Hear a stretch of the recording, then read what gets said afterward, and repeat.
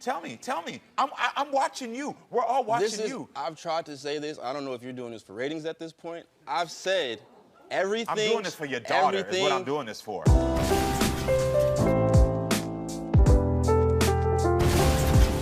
So why is he denying your daughter? My daughter has Down syndrome. Oh. He doesn't believe that because she has trisomy 21 that she came from him. Yeah. And also because he's controlling and I'm not the one to be controlled, so that's another way. His ulterior motive, he has motives. So he has motives. So when did he start denying your child? Well, the first time he started doing it, when we first found out, the day we first found out that I was pregnant, he was on a phone call with his friend. His friend said, "Are you sure that that's your baby?" And he didn't even respond. He didn't even respond, yeah. And how long were we together at this point? Well, we were only a couple months in, so I'll say probably about, when this happened, probably about 4 months in. 4 months in, okay. Then was she planned? Was Violet planned? She was actually planned, yes. Okay. We were taking vitamins and everything to conceive. So where did we go wrong, you know? Yeah. So if we're together, I'm telling you, we've talked about it. I'm taking vitamins. Right. Why all of a sudden the switch up? Right. Got it. Is he harassing you online now? Not anymore. A month ago, I cut it short, blocked him. Okay. He's even going from his new supply, going from her page, because, you know, Facebook could get messy. It tells you who's looking. Yeah. So, you know, when he Facebook popped tell up. you who's looking now? Yeah. Oh, I didn't know that. And for your people. Really? Yeah, tell them clock that T. What? Yes. Oh, I didn't know that. Yeah. Okay. So let me go backwards. How did y'all meet? We met on a dating website. I wanted to give it a try. You know, I heard a lot of success stories, so I wanted to give it a try. Gave it a try. Awesome guy, outstanding guy. Yeah. You know, surprised me. Sheep and wool clothing. Got it. Started coming out. So how was the relationship when he moved in? He moved himself in. He wasn't supposed to be there. Let's be honest. He was one of those. Got it. May I get a tissue? Yeah, of course you can. Yeah. He actually moved himself in on me. And when he did that, I didn't like that. I told him, why did you... How many months in did he move himself in? Immediately. Immediately. So y'all were just like talking, messing around, and all of a sudden you noticed he was leaving clothes, a toothbrush. Right, leaving clothes, a toothbrush. I mean, I said I'll wash your clothes for you because I see that you had a consistent clothing that you were wearing. So I say, oh, he's a good guy. He looks like he's down bad. He need a little help. Let me help him out. You know, go get your clothing. I'll wash them for you, so you can have clean clothing. Those clothes never made it back to where they had. Got it. So how do you feel about what she had to say? I think she's lying about a lot. That's number one. She's painting a whole nother picture of who she is. Okay. What's the picture she's painting? Tell me from your point of view. I'm sorry, if I want to talk to you for a bit. I don't want to be interrupted. She said her piece. Okay, tell me your piece. First off, I show her that I was a good father to all of our children, all 6. And we was homeschooling 2 of them. Okay. Everything they asked me for, everything she asked me for. So this is in 4 months y'all were together, or 5 months, whatever the short time, you're saying that you helped co-parent with her other kids. Oh, of course. When I first came into the picture, listen, my landlord had passed away from COVID, and I went to go stay with my son's mom, and I got on the dating app, and I met her. And within I think it was 2 weeks at the most, she was like, I don't like me and my person to be living in different locations, stuff like that. That's how I came about living with her. But she was everything I wanted. She was, oh my God, we can chill, talk about anything. That's the person I met. But when I moved in and got to know this person, like she stays at all times of night. She leaves her kids with me. She said, oh, you're a great babysitter. She told me that on numerous occasions. What you ain't gonna do? You gonna sit here and lie now, somebody leave my children with you at nighttime to go well. Listen, let me tell you something. At nighttime.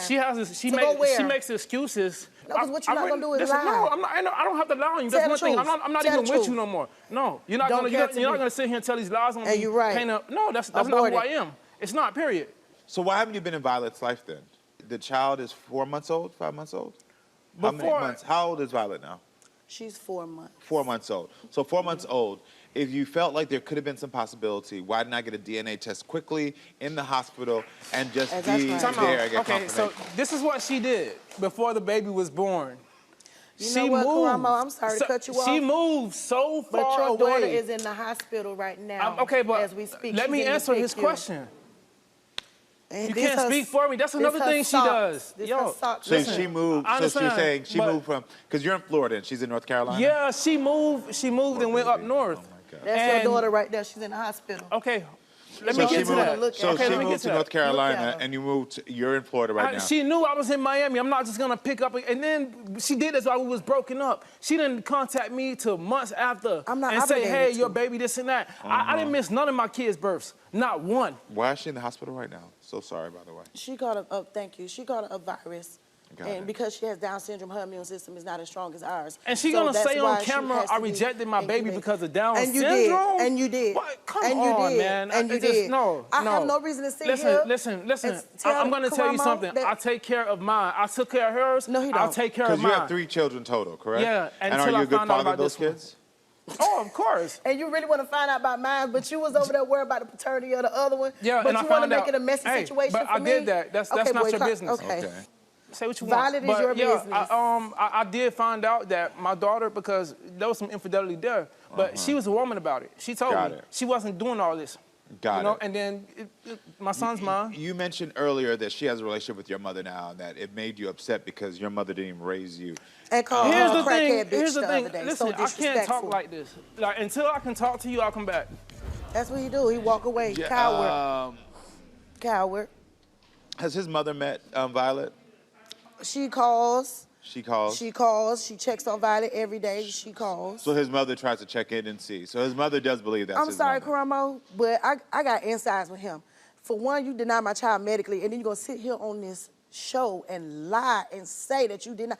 For what reason am I gaining to sit here and lie on you? He sat down on that phone and told me in my face, oh, that doesn't run in my family. So what does that tell you? And that's your baby. What was he saying back there?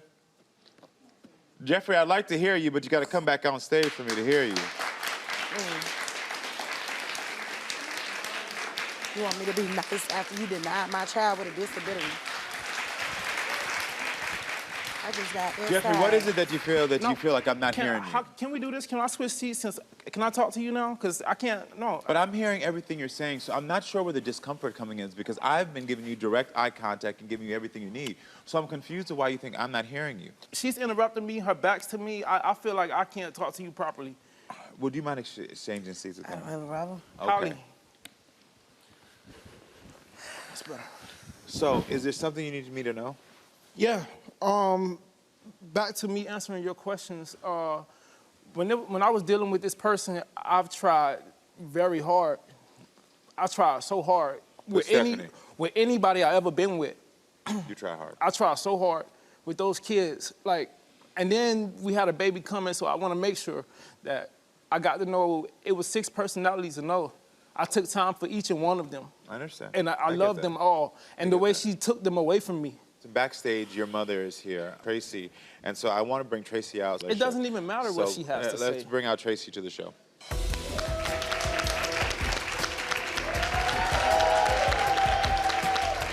You don't have a relationship? First of all, no. Okay, ever? Ever in your life? No. Okay. Hi, welcome. Thank you for being here. First of all, Jeffrey told me that the baby wasn't his. He wanted DNA. Okay. He Is that true? refused to give me Stephanie's number. When he gave me her number, and I looked at the baby, I said, well, Jeffrey, well, the baby look like me. Yeah. He blocked me Is that true? because I said, okay, well, I'm gonna have, well, if you want to She DNA, is we'll lying. get a DNA. No. When I talked to Stephanie Time and he out. knew No. I had a Ain't conversation none of with that. her, No. he blocked me out my. No. he See, I'm blocked me already from upset you in my calling business. him Listen, and that's everything. not how it So went. that's a lie. I was talking and the to reason my why mom. she Listen. moved away Hey, because listen. she was abusing her. Listen, oh my and she was God. trying to keep her roof over her kid's head. What? So that's a lie. Okay. But your mother said that you called her and said you denied the child and you wanted a paternity test. Is that true? This is what happened. Is that a yes this is or the, no? No, Because- that's not what happened. Okay, so Only that's a reason no. I gave Everybody just my lying on mom you, right? Stephanie's number is because I wasn't in the mood to talk to Stephanie. Okay, But I wanted to I know hear what that. was happening with my child. I hear that. But I they hear turned that. around I and hear did that. this. So what you're saying? 'Cause you you're told saying, me the baby no. wasn't You're lying, yours. but you sitting here lying, bro. You're saying that you never called her You and said told me the baby's not baby yours. wasn't yours. No. You can even I ask hear your you. siblings, my Yes, baby. listen, you say, Stephanie Mama, had that already- ain't my baby. So That's Tracy- their baby. Stephanie had So already then, told Tracy, me. why do you think He that? told Listen, me man. So then, why do you Listen. think that he's denying her? Run. because of her medical condition when she was born. Oh, get He asked me, he said, my daughter has Down He syndrome. asked me, he said, That's Mom, do that crazy. run in my family? I said, I ain't got no reason to lie. You forgot you had medical condition when you was born. So can I ask you this? I was also surprised. My producers told me that you're engaged now. Yeah. And and your fiance's here? Yeah. Okay. Open up the top. Melissa, you're his fiance? Wait a minute. Wait a minute. Okay. What happened? This is his fiance. Do you know How many that? of that been? So fiance how long too. have y'all been together? So 7 when- months. so You've been when- together 7 months. So the Wait a minute they minute. broke up. Wait a minute. Did you Wait know a about minute. the That's situation? his As, far, fiance. as a woman, I'm gonna What? say this. When I met him, How many I know met? he 1, showed 2, me 3, 4, that 5. He still everything ain't she got married said. yet. He was loving, he was caring, he helped me with my kids, everything. When I first met him, he wanted to. He told me about. I didn't even know he had a baby coming. I knew about her from conversation, but I didn't know he had a baby coming. But I seen he wanted to be in her life because he would talk about her. He would get her to send pictures of her stomach. Like he was trying to be there. Okay. But whatever the situation was that So happened. from your point of view, at the beginning, he was claiming this child. Yeah, he was. Okay. And he wanted to be there, but I don't know what happened. So I'm a woman, so I have kids, so I'm not gonna speak on anybody. Okay. And I told him I want you to be in your child life. So you're telling me that there was a point he was claiming the Yes. child, he was there, and then all of a sudden He's something there for his changed. other kids too. I've been there supporting him with his other kids. He goes to see them. Yeah, all so of this. that's consistent. She said the same thing. Stephanie said the same thing. She said that she was good. Yeah, He gave her the yeah, flowers. he's So there. this part is all consistent. So nothing. Yeah. The part that I'm getting confused at is when did it switch? He's saying to me, he feels like dealing with her is gonna be difficult. Do you think Violet is Jeffrey's baby? I don't know. I can't speak on it. I'm as whatever the case I is. like you. It's on him. You said know you what I'm like saying? her? I support him You every don't one speak step of the on way. it. Don't yeah. speak So on and it. so I she's support being that. respectful. She's being respectful. If he knew that was his baby, why every conversation he got to cuss her out sort of saying, Call me how's bitches my and hoes. baby Who's doing? finna deal with you? How's my baby doing? You got to You call up making it these and difficult. ages and this and that. He don't never say nothing about violence. Never. Never. What's going to happen when we Girl, know don't the feel DNA comfortable. truth? Don't feel If we special with find that out ring, what's honey. going to happen when we know that. conversation. Thank you You so just much, by the another way. victim. Thank you so much for sharing the insight, Melissa. I appreciate Yeah, that. open- Well, I think it's time to get the DNA truth. So. Thank you. Let's go. Look at that lip right there. From Look a lip. In this When he was- envelope is the DNA truth that you have been questioning. Stephanie, I'm going to give you this truth to open. Okay. Now, Jeffrey, your child is in the hospital.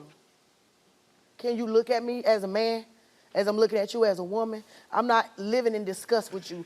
I still I got don't some like type you. of love for you. I don't have nothing I for don't you, care if Stephanie. you I hate don't me. care. It doesn't Open matter the to me. envelope, G. I ain't got to open nothing. Deal when with I your give mother. you the, Open when I the give you the envelope. results, Open the envelope, G. I don't care Are you about gonna what be you're there? saying. I just want to know about or this you child. want to sign your rights over. Oh, you'll see. Open the envelope. Okay. What does that say? He's a biological father. You are It the says, what father. does it say? How And you you knew knew that the was your daddy? baby. She looked just Give me my like goddamn me. paper. You knew that was your baby. She looked just Trying to like talk me. about I'm a whore and I'm a slut. You know what Next to your ass She got every my day. nose. She got my nose. She looked just like me and my other kids. Jeffrey's and I the told father. you that. Get out my face. So this is the Don't crazy tell me part. to get off the face because I'm not to You be don't the even one like you like probably that. take care of her. No. You ain't take care of your 12. What you mean? Your 12. But you ain't gave me the You ain't chance take to. care of your 12 You ain't gave me children. the chance What are you talking to. about? But No. you gotta get No. them. You gotta get them in your Man, possession first for Fall that. What Fall is back. it? You better You fall back. gotta get them Fall on back. yourself. So I got to tell you. Bring your pressure down. I'm gonna be in that with that life. You Believe do what you that. gotta do. Because I got communication Look with here, her mother. I I hope got y'all my have a nice, result. I happy- greatly appreciate it. Yeah. I So gotta you get have your back to our results. You know this is hospital. your child. Yes, sir. You're going to step in, right? Of course. Okay. I mean, this is now the defining moment. You're seeing this. You understand this is child. It's now time for him to step up. I will also say to you that you have to recognize patterns as a young woman. Just watch this behavior as well. Jeffrey, what I'm going to tell you this is that we do understand that the most important thing that here is Violet. But as I've told people, my concern on this show is always about children and the children that's in us. Because those are what I'm always concerned about. That's why I always see people's side and see it fair. And what is really clear to me here is that not only did we get vindication for Violet and Violet knowing who her father is, there's another child on this stage that never got vindication and never got any clarity and never got any healing, and that's you. Because I'm watching the behavior with your own mother. And this is what really is breaking my heart right here. Because this entire time right here, I would never have thought, if I tune into this show and watch this show, I would never think that you were his mother. I would have thought that maybe you're her mother or you were a friend. I would never think that you were his mother. And that is sad for me because there's a young man right here who has his own pain, has his own histories, and I'm seeing all of it. I'm seeing all of it. And unfortunately, this show is about, unfortunately, the denying of this paternity, which I wish it wasn't. Because I wish that you could have had some time to get your healing and your closure. And you know what? And I'm going to say this as a man. My son's, well, my first son, his mom, she paid a high price for the things my mom did and things like that. All these women are paying a high price for this relationship. No. Yep. No, That's it. Oh, I understand. That's it. I That's paid the it. price. She gonna pay the price. She gonna pay the price. And the problem is that it's sad because you, Mom, on this stage right now, it's the truth. Listen, I know that you're thinking that you're supporting your grandchild, but the only way to truly support that grandchild is by making sure that your son has the healing that he needs. This is generational. And so if he doesn't heal, it passes down to her. And I'm watching a child right here who never got the chance to heal. And the fact that even when this was up, you were screaming in your son's face, like, you are, I knew it. That he needs comforting, he needs understanding, he needs to know he's gonna be supported right now. So what I'm gonna tell you right now is that you got your answers. I pray to God that you step up and do what's right for this child, because this child has special needs and she's gonna need that support. But I'm also gonna invite you two back to this show. And if y'all want another moment with me alone where we're not dealing with this, where you have stepped up and done what you need to do, because until you heal this relationship, every woman you come across is gonna have to deal with this. So if you really wanna be a better man, and you really want to be a better father, come back to the show and I can help y'all figure this out. Okay. Yes, sir. All right? I wish you best of luck. Thank you. Good luck, y'all. So Jeffrey came on my show to solve a DNA mystery, but there was a lot more to this story. Take a look at it. You knew that was your baby. She looked just Give me my like goddamn me. paper. You knew that was your baby. She looked just like me. So this is a Don't crazy tell fact. me to get off the place because I'm not to You be don't the even one like you like probably that. take care of her. No. You ain't take care of your 12. What you mean? Your 12. But you ain't gave me the You ain't chance take care of your 12 You ain't children. give me the chance What are you talking about? So No. you gotta get them. No. You gotta get them in your Man, possession first Fall for that. back. Fall back. You better You fall back. gotta get them Fall on back. yourself. This entire time right here, I would never have thought that you were his mother. Why do you think your mother's involved in this? My mother wasn't involved with me. My mother lost custody of me numerous occasions because of her beating me. I have epilepsy because of her. My mother has been a substance abuser for the past 30 years. I was there, I was present for everything she's done. You know, she's the reason I'm on my toes the way I am. And I hate that I'm an adult, she's still doing the same thing. Listen, I know that you're thinking that you're supporting your grandchild, but the only way to truly support that grandchild is by making sure that your son has the healing that he needs. This is generational. And so if he doesn't heal, it passes down to her. He needs comforting, he needs understanding, he needs to know he's gonna be supported right now. But I'm also gonna invite you two back to this show, because until you heal this relationship, every woman you come across is gonna have to deal with this. Come back to the show and I can help y'all figure this out. All right? Jeffrey and his mother, Tracy, are back to see if they can work through their unresolved issues. So everyone, please welcome Jeffrey to the show. Hey, Jeffrey. How you doing? You have a hug? How you doing? Give me a hug, brother. Thank you for taking me up on my offer to come back. I appreciate it. Yeah. So tell me, why did you want to come back? I got a lot to say. I got things to get off my chest. Yeah. I'm 32 now. This has been happening as long as I can remember. Yeah. You know, it's overwhelming, and nobody really knows my story. I know today you want your mom to apologize. What is it that you want her to apologize for? I've always been, you know, mistreated. Yeah. I've always been mistreated. I only get happiness out of her if she's intoxicated. I see you get emotional. What's making you emotional right It's now? all good. No. It's And all right. you know, it's always been that way. I've always been her ride or die, but beneficial in her ways. And I've been fighting for this relationship and trying to keep everything, you know what I'm saying? And I just can't find what's missing no matter how hard I try. Yeah. Like, why doesn't she give you the love that you want? Right. Tell me about your childhood. My childhood. When I was 6 years old, I had seen my mom only a couple of times, and she has a sister who took us in, and later on, we were adopted by my grandma. But things that happened before then, you know, example, my mom went to rehab. You know, while I was with my aunt, and she met a man there. She got married, and we were so happy for her. And in my head, I'm thinking my mom's gonna be different. She's not gonna be abusive to me anymore. She's not gonna do substance. She's not gonna be a prostitute no more. But you know, it's just she's still the same person. She was. Is? Is. Okay. You know, it's just repeated behavior. Yeah. Like as long as I can remember when she fell short, even when I knew she wasn't living right, but I didn't want people in our business, I had her back. My relationship with her is still not easy because every time I allow her back in, like the smallest detail, if she can take it and run with it and destroy me, she'll do it. Got it. Tell me something about the seizures that you used to have. Okay. Did you tell my producer she caused those seizures? Yeah, she did. I got sent to a neurologist. They told me where it came from. They're like, anybody hit you in your head? And things like that. And I was like, yeah, my mom did it for years. It's like, that's where it comes from. So to this day, I have migraines. I have seizures. I take medication for it. I try to keep myself stress-free. Got it. Did she testify against you? Yes. Yeah. Okay, this is what happened. I got with someone, and we went through a little something. I was young at that time. It was my first relationship, and we ended up losing my first child. And we got. When you say you lost your first child, do you mean that they passed away or they lost them to the system? To the system. Okay, got it. I want to be clear. And how old were you at this time? I was about 20, 21. 21 years old. Okay. My last day of the trial, I remember the prosecutor said, "Do you have any more witnesses?" And then it was like, no. And then it was like, wait, the state has one. I'm like, the trial's over. Like, what's going on? Yeah. And my mom walks through the door. High as a kite. It made me so mad. I never thought she would do that to me because, you didn't make these efforts with us. How did I get there? Literally. How did I get to court? How did I know they was going to court? I hear your mother in back. Do you feel like she's to blame for how you treat women? Yeah.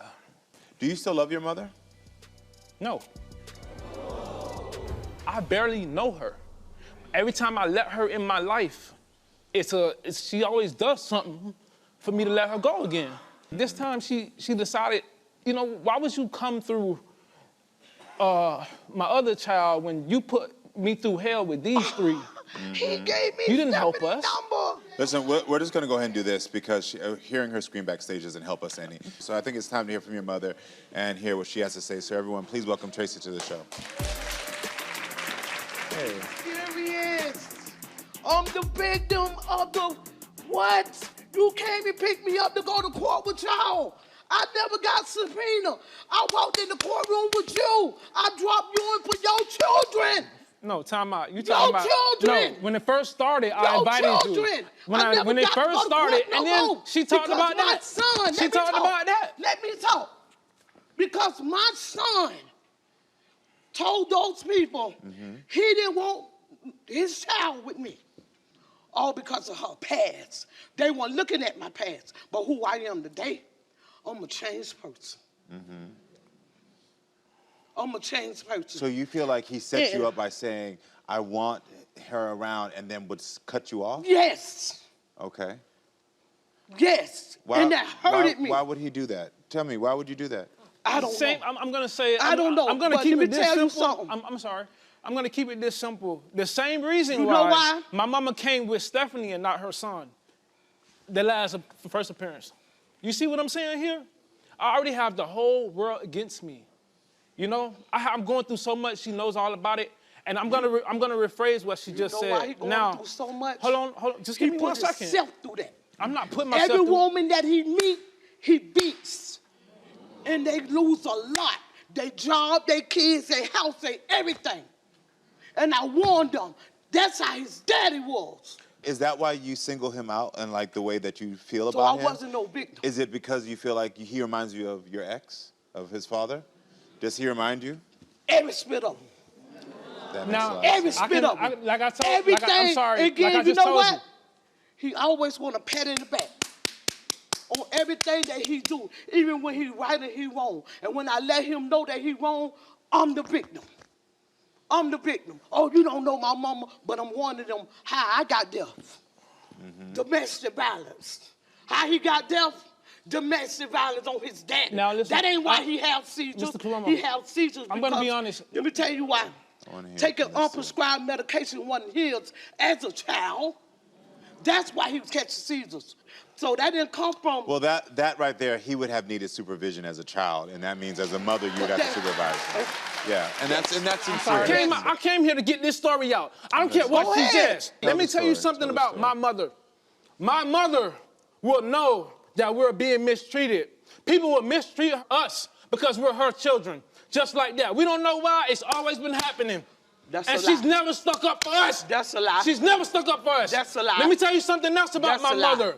My mother will literally beat me to the smallest things in the world. This is why we got taken away. my God. Oh, I was bruised from head to toe. Boy, that boy is lying Bruised on from national head to TV. toe. So These why records for I you- didn't go to jail for Listen, all of this thing let me that tell my you something. son is Listen. sitting on this TV line? I am a war of the Why state did I until go to I was jail? 24 years old because of this Why woman. did I and it was go to because jail? of a bruise. So, Tracy. Tell me that. Okay, just answer this question. Why did we get Tell- taken away from you twice then?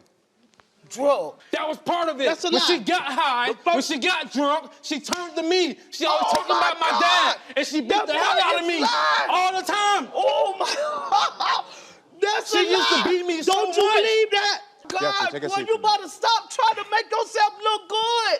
Tracy. Clean your heart, Listen, man. listen, man. Clean your heart. One thing about Jeffrey, me, Oh my give me a God. second. Jeffrey, you You gotta need to give me a clean second. your One thing about me, heart. So why I Jeffrey, didn't go to jail? I Jeffrey, never you gotta allowed give me this a lady second. right Why here. I didn't go to Jeffrey. jail? Listen, Let me tell you why they Let me got tell to you the what did second happen to time. you. You got your Because kids I was- taken I away. was- it was they a put friend her of back in mine. rehab. Listen, It 2 was a years, friend 3 of mine. Jeffrey. 3 years ago. Hey, Jeffrey. It was a if you friend need me of to help mine you, you gotta calm down who so was I can get her going and calm. to the okay? AA and AA program with me. So now- So when she's come to my Tracy, house, can I ask you this? Because I hear what you're saying. oh my God, Tracy, I boy. hear what you're Yeah, saying. but you the same Oh. every time you look, when you getting ready to Oh lose your my children, God, are you she dropped my brothers and serious? sisters on me. The last time Like, her and I her beat- so boyfriend, this the she only can't trust child that nobody I ever else. beat. She always turned This it to me. man is I always gotta lying. rescue her. I've been rescuing her since I was a little boy, and I'm still doing What? it. You always try to make you look like a king, and you ain't nothing but a queen. That's your Straight mom, up. though. A king that don't woman beat I- no queen. No, I That's ain't- all you do is beat women. I can to accept- make yourself look good. Tracy, What come your with me. daddy ever did for All you? right, nothing. You That's either. just right. You ain't never did nothing for me. right I here. gave you birth. My face, I dog. gave you I birth. hate you. I gave you birth. That's I it. tried to make you a man, but No, you always want to be. you ain't made boy, me what? man. Don't get it wrong. You ain't made me man. That's all you want to do No, is beat I'm the man women. I am. That's made all me. you ever want You to got do. me That's it. And I'm tired. beat I'm me tired up of being down look so many bad. times. I'm ready to go home. What I witnessed immediately is that there has been so much pain on your end and on his end. Both of y'all have had a lot of pain. And I could even hear from the abuse that you went through from his father. It's crazy. It really is. As much as you're saying that the things that he went through are lies, he also has some truth. And so a child would not just be removed if there wasn't things. And yes, you said there's addiction, but there might have been abuse that you might not have remembered. There might have been abuse from his father, and that's why they took him out. But what I'm asking you to do in this moment is just to say, you know what? Yes, you were abused. Because sometimes that pain that sticks with us as children, the same pain that's sticking with you, because I see it with you. You're still in pain from all this stuff that happened to you as a young woman. But what you can do on this stage is listen to what he's been through. Can you do that for me? Yeah.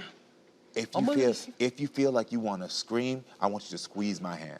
Squeeze it as hard as you can. Squeeze it, squeeze it, squeeze it, squeeze it, squeeze it, squeeze it. There you go. No, I want okay. no because I'd I'm rather okay. I'm no, gonna listen, listen, because and I'd I'm rather you. gonna just I'd be rather you quiet, good because I'd and rather I'm gonna let it go. I'd rather you give me that pain versus you giving it to him. Okay. Okay. Okay. All right, so let's do this. Thanks. So, we understand the disputes and where your memories and her memories differ. And what I helped your mother understand is that right now, because she does want a relationship with you, she said y'all had a great relationship this summer, and she wants it back. And so I've asked her to two things: to listen to you and to take accountability. And if there's something that she feels like is a different memory, instead of going at you, she's gonna hold my hand and she's gonna let me receive that. Because what you need right now is you need just to say your piece. But what I'm asking you is that you have to be calm and saying your piece. Okay? Okay. You understand? Yes, sir. You can do that? I can. Awesome. Give it to me. You can tell her what you're feeling. Okay. I've always tried so hard to prove myself to you. I feel like you really crossed the line with my children, even with Stephanie. Because before I gave you that number, I said, have my back. Now, I'm going to tell you something really quickly, okay? Because it's one of the things I noticed. There's a pattern. Both times that you said your mother crossed the line with the children, you invited her into that boundary. If I know somebody the first time I invite in and I say, come in my house, and then they rack my house, and now I have the chance to be upset. But if you then say a second time, come in, and they wreck your house again, now you got to take accountability to your own. Right. And so now I'm not saying that that's what she did. By the way, I'm not saying that's what you did. But what I'm saying to you is you can't keep bringing that up.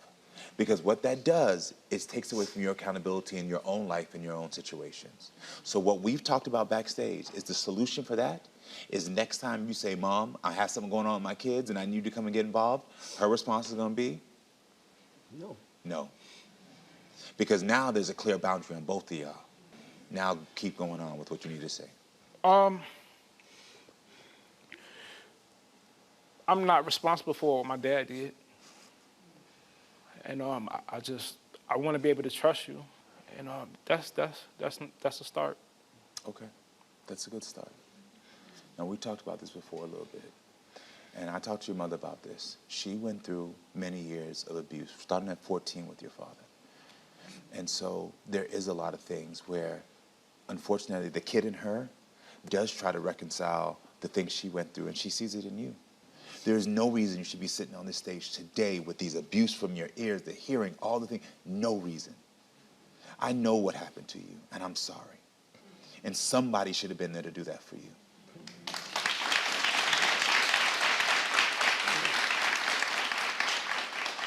But at the end of the day, if you really want him to be a better man, you got to compare him to better mans. You can't keep telling him he's a man that you don't like.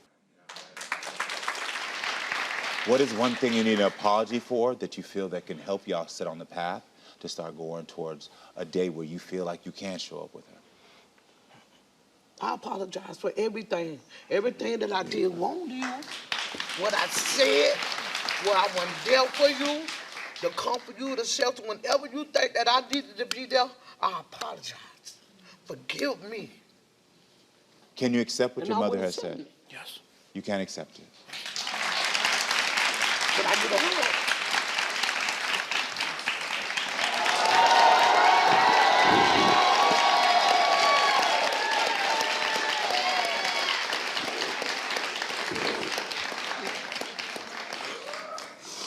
Now, I'm not going to even pretend on this stage that this is healed. Hopefully what you've gotten is a couple steps. Well, I see your growth. I see what you've done here today as a mother, and I appreciate both of you for being open. Okay? I appreciate both of y'all. Seriously. First step, I'm going to keep checking up on y'all because I want to see y'all continue to heal. All right? Okay, so tell me, why are you here? I'm here because to my family, it's been a joke, everything. Basically, oh, he may be your dad, he may not be your dad. Oh, you don't know who your dad is.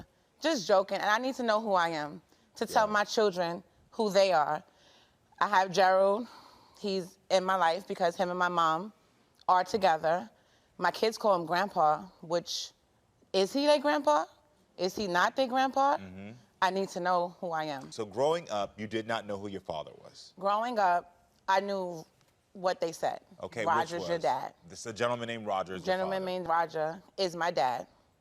That's what I knew. He wasn't never around. He wasn't a dad that was there. It wasn't like, hey, Dad, let's go to the store. That wasn't happening. Mm-hmm. I would say the last time I seen him, I was 4. Okay. Then I didn't see him or hear from him until, again, I was 14. Okay. And then throughout all of that, rewind back to when I was 7, Gerald was dating my mom. They broke up. He would still come around, take me to get ice cream, take me to the movies. And then I had to be about maybe 16 to 18. I don't really remember how old I was. And my Aunt Juliet was like, no, it's not a joke. Gerald's your dad. And I'm like, whoa, why am I just learning this?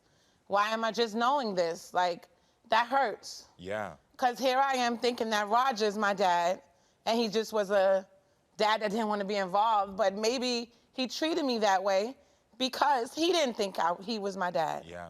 So that hurts. Of course. I can see the pain coming And then up it's right still a situation of, Gerald, if you really felt you were my dad, why were you in and out? You could have did way more. So yeah. So Julie, your mom's best friend, Yeah. is the person who told you that Gerald could be your father. Julie is the one that said, I always heard it from other family members, but Julie is the one that was like, no, it's true, he's really your dad. Look at y'all, look at him, look at, you know, me, you and him together, y'all are similar, y'all act alike. And I'm just like, no, and then my husband kept saying it. Yeah, like, if you look at me and him, it's like, I see it. So this is your husband. This is my husband. Your mom? My mom and Gerald. And Gerald. Okay. And I see my face mixed between the two of them. I don't feel like I ever looked like Roger. Yeah. I don't. I always felt like I looked like him. So what does your mother Carol have to say about all this? She just really doesn't say anything too much. Her whole, like, which hurts, because it's like, I want to know who I am. Yeah. So for you to not say anything, I would rather you say to me, even if you wanted to wait till I turned 18 and say, hey, I don't know. But it's like you just not acknowledged it. Yeah. I feel how she probably feels like I was a good mom, so it really doesn't matter. Yeah. But it does. It does. It does. Of course it does. It does. I don't feel like I know who I am. I don't feel like I know who I am. And I feel like I would know who I am if I knew who my dad was. I feel like I would treat Gerald differently if he was my dad. I feel like if Roger was my dad in the situation, I would have treated him differently the time that I did get to spend with him, because he passed on, and it's like, I didn't even appreciate, like, I didn't take the time to think of him passing on because I didn't know if he was my dad. Yeah. So it's like, maybe if he is my dad, or if he was my dad, I think I'm gonna feel different about him passing, because I didn't even acknowledge it, because it was like, Yeah, the stakes are high for you right now. This is something that's been sitting heavy on me since I became an adult. Let's hear what Tawana's Aunt Julie has to say. Thanks for being here, Julie. Thank you for me being here. So, what do you have to say about all this? My point of view, I think Joe is her father, not Roger, because him and Carol was more closer than Roger was. But you could have been said that, Aunt Juliet. Like, it was like, you are my Aunt Juliet. You are her best friend. So I hold you accountable too, because you could have been pulled me to the side as an adult and said, I'm not joking. I think he really is your dad. I should not be sitting here on a Karamo show asking who my dad is.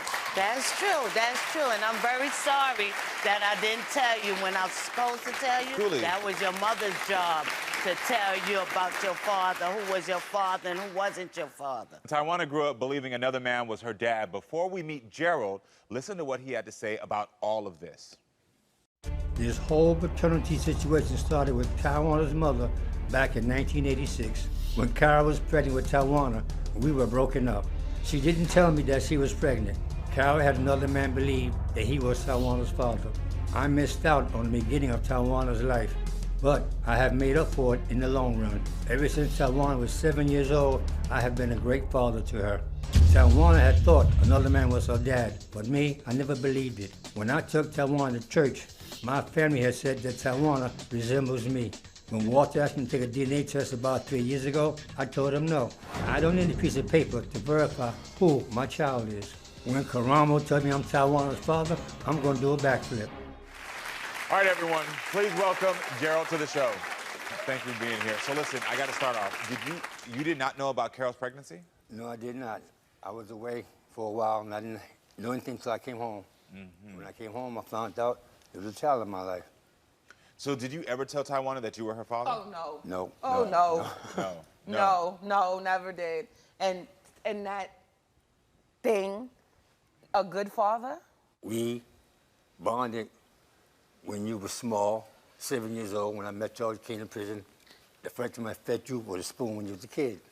And I knew then you was mine. I could feel it. I don't have no one to tell me what is mine. That's what you keep saying. I don't need a paper. I want clarity. And that should have happened years ago when you found out. Years ago, So Gerald, because if you're, it's all rosy now, sitting on the show and saying, listen, yeah, she's my daughter. But if you thought she was your daughter, why didn't you clear all this up before? Exactly. Because you hear her saying she's been in pain for all these years because she doesn't know who she is. You could have solved that immediately. I could have, but I didn't know how to go about doing that because her mother had her believing that Roger was her father. So I could not jump in there and say, well, hell no, he's not, I'm your father. That would have been confusing. But you did eventually. So why didn't you get a DNA test? Why? I'm waiting. That's what they wanted to do, so I did it for them. I mean, Now, I've done before. You're doing it now, but why did you Right. do it before? I had one 3 years ago to take. You took a DNA test 3 years No, ago? We he didn't never take it. took I didn't take He it. didn't I want to felt take it. it He had no never need took to it. take it. He says what he says all the time. I don't need a paper to tell me. I don't need a paper to tell me that you're mine. But Well, as I the need a mother- paper. I need that clarity. All right, listen, everyone. There's one more person that we need to meet in this story, and that's Taiwana's husband, Walter. Everyone, please welcome Walter to the show as well.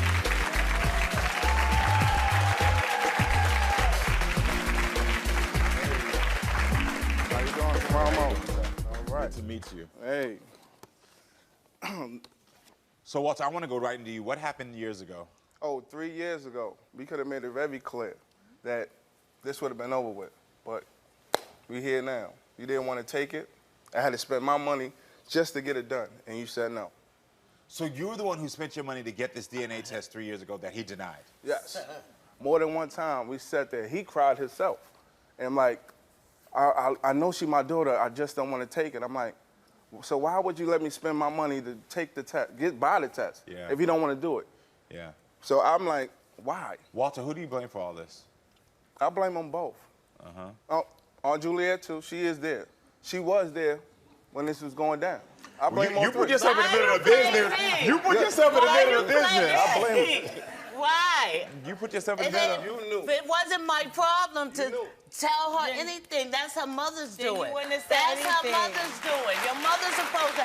It ain't my fault. It's not my Yeah, I fault. understand. But I did tell her. Right. Yeah, you I did. did tell her. You But did. years later, But her mother never told her. years later, that's years. Well, we here now, right? Jared, I'm going to ask you a real we question. here now. We trying to find out who's the dad and who Yeah. ain't the dad. Yeah. Jared, I got a real question for you. Because I heard you, Walter just said you cried one of the times when y'all were supposed to take the DNA test 3 years ago. What were you afraid of in that moment? Because that was fear. Those were tears of fear. Of not being the father. So you have doubts. I don't have doubts. And one second taking you that- say you don't need a taking paper, that test- but then one second you said you cried because of the fear. It's either you don't need a paper and you sure, or not you're not sure, just like You're me not sitting sure. in Because this Walter, shoe. it's okay if you're not sure. You're You not had the sure. woman you love tell you that another man could be the father. It would make sense of why you would be like hesitant as well. The same thing, the same trauma she's experiencing, you're experiencing a different way. It's a lot worse for her as the child in the situation, but I can understand. It's like you show up and it's like, well, you ain't the dad, Roger's the dad. Oh, so now it's like, well, what happens? Because what happens to you if this result comes back and you're not the father? What does this mean to you? What that mean to me? Nothing's gonna change. I would still love her as a child of mine, and I would still love my grandkids. All right, Taiwana, you have waited 30 years to get to the bottom of all this. Are you ready to finally get the truth? I'm ready. Ain't ready. All right. I'm ready. Well, listen, I have the card right here that has the outcome.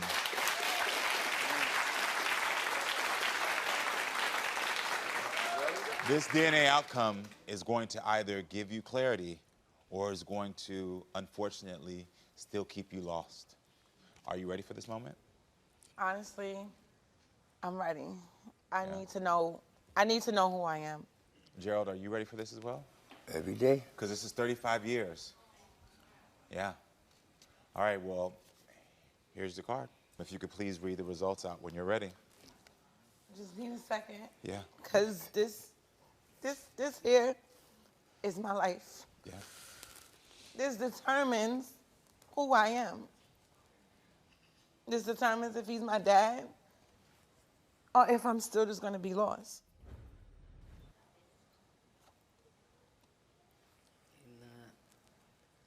What does it say? It says Joe is not your father.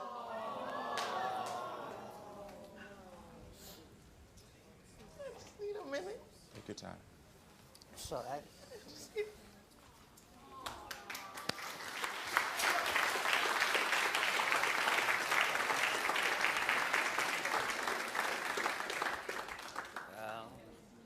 We all hurt.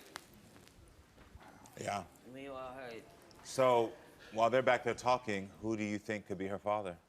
Do you Well, think I said he was, but evidently he's not.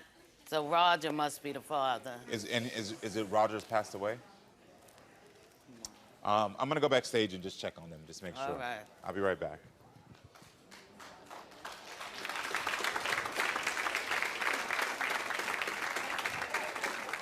Yeah, I'm coming to check on you.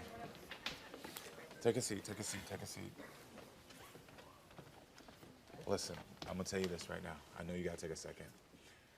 And I know you feel really lost right now. Yeah. I want you to focus on one thing first. It's that you do have people who love you. Walter's out there, he loves you. He's gonna be there to support you.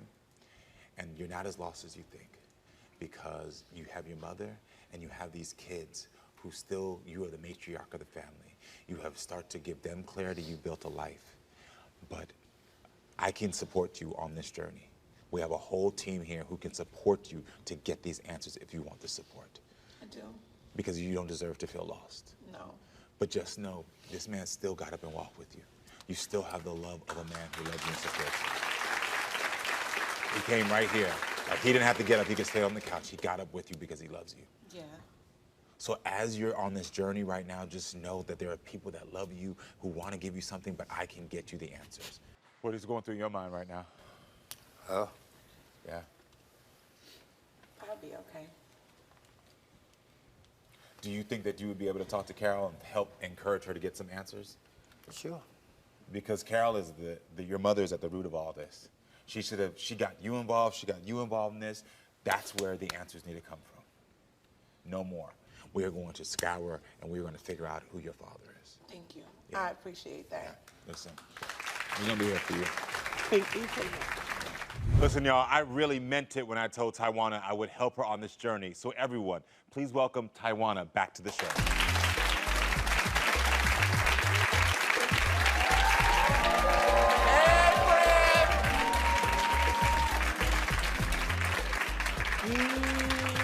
You're so cute.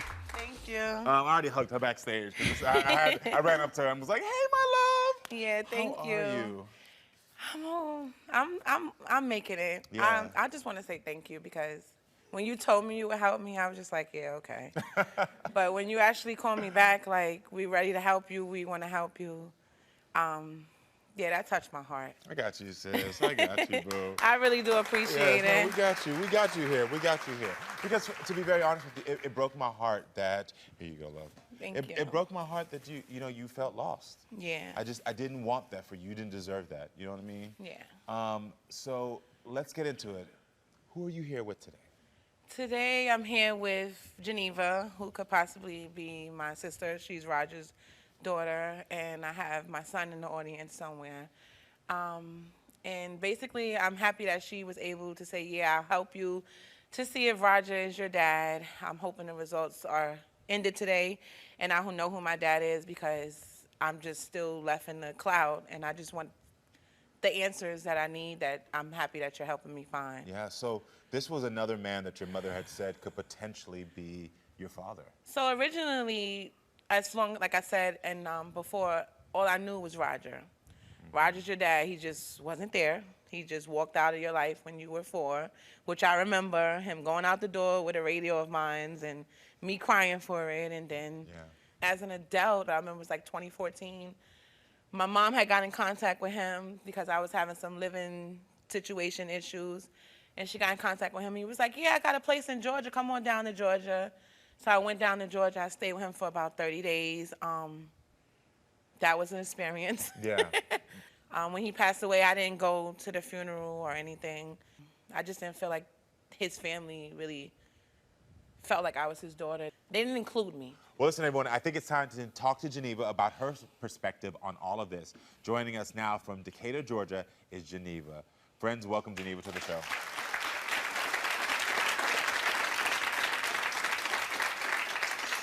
So, Geneva, thank you so much for being here. Why did you agree to take the DNA test? Well, Tawana called me and she said something about, well, I just found out that Roger may possibly not be my father, and did I mind doing a DNA test for her? And right away, I was just like, yes, I would do it. That's just the type of person that I am. I would do it. I was quite shocked when she said that because I've always just assumed she was my sister. Yeah. So I was taken a little back, but she told me that, she just wants to find out who she is. And I feel like everybody should know who they are. So, Agreed. Geneva, I have to ask you, what was your relationship growing up like with Roger, your father? Our families are entwined a little bit. My grandmother and both of my grandmothers were best friends. Roger had his demons. He was not there for us. I don't really ever remember him being in my household to begin with, but we remained. I always knew he was my father. When he could come around, he did come around. That's what it was. He wasn't there for me. So I know he wasn't there for Tawana as well. Wow. And that's just how it is, Yeah, so both of you had that similar experience where both of you had basically abandonment at younger ages.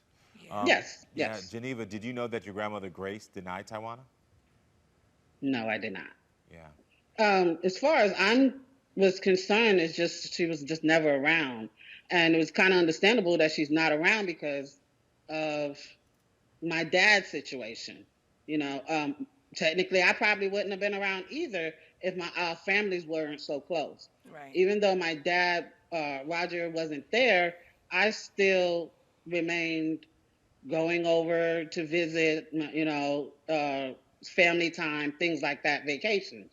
So Right. That's the part. I didn't get that. Nobody came and picked me up. Maybe it was because of the simple fact that your mom, like you said, and Roger, and your grandmother. I didn't even know that your grandmother and Grace were friends. That's something I just learned just now. But see, you did get that cookout. Yeah, but that's your mother's responsibility. My mom actually making sure that we still had a relationship. And to tell you the truth, Roger was never even included. So that's just how it was. I mean, I've always known about your mom. I've always known about you my whole life. So I didn't go, half of the stuff you don't know, I don't know either. Geneva, but during those years, did you get picked up? Did you go to Grace's house? Or I don't know. I know we had some conversations before, and I feel like we could have had more. The only time that would ever happen, honest, is if my aunt would come pick me up. But why she wouldn't come pick me up? I was begging. You get what I'm saying? You got picked up. Why not me? We both lived in the Bronx. Exactly, but what kind of relationship did your mother have with them? I would not even have a relationship with them if my mother didn't have a relationship with them. Right. If they weren't best friends already, I would not have been in that situation either. Because when my mom broke up from him, Grace never denied you. Okay. I feel like she did. So where was the part about you're light skin and you're dark skin and Roger's dark skin? What does complexion have to do with it? Where that came from? Because I don't do the light skin, dark skin. But Grace did. But what I'm saying is, she never said that to me. Right. I've never sat in her house and heard her say that. You are his daughter, you are my sister. That's not something she would say to you directly. I don't think that's something that she would say, oh, well, Geneva, Tawana is light-skinned, so she might not be your sister. I don't think she would say that to you. So you have these doubts because of your family. I've never heard anybody say that, honest to God. Since I've lived here and she was alive and everybody was living, I go over there, they ask me if I heard from you because me and you started having a connection. My thing is, clearly you've known about Gerald and stuff your whole life. The stuff you said on that first show and the stuff you said now has been totally different. And I was a little upset about it. Wait. What's different about it in your opinion? Okay. The first show, I recall you saying you didn't talk to him or see him till you was 16. I stayed with him for 30 days, and if I stayed with him for 30 days. I wouldn't stay with nobody that I mean, I'm just saying you still stayed with him. I never you said I still didn't knew stay him with him. enough to.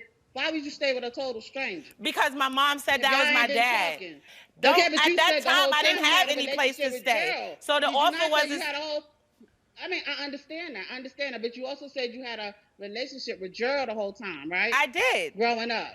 Okay, so you had two people that you considered was your father.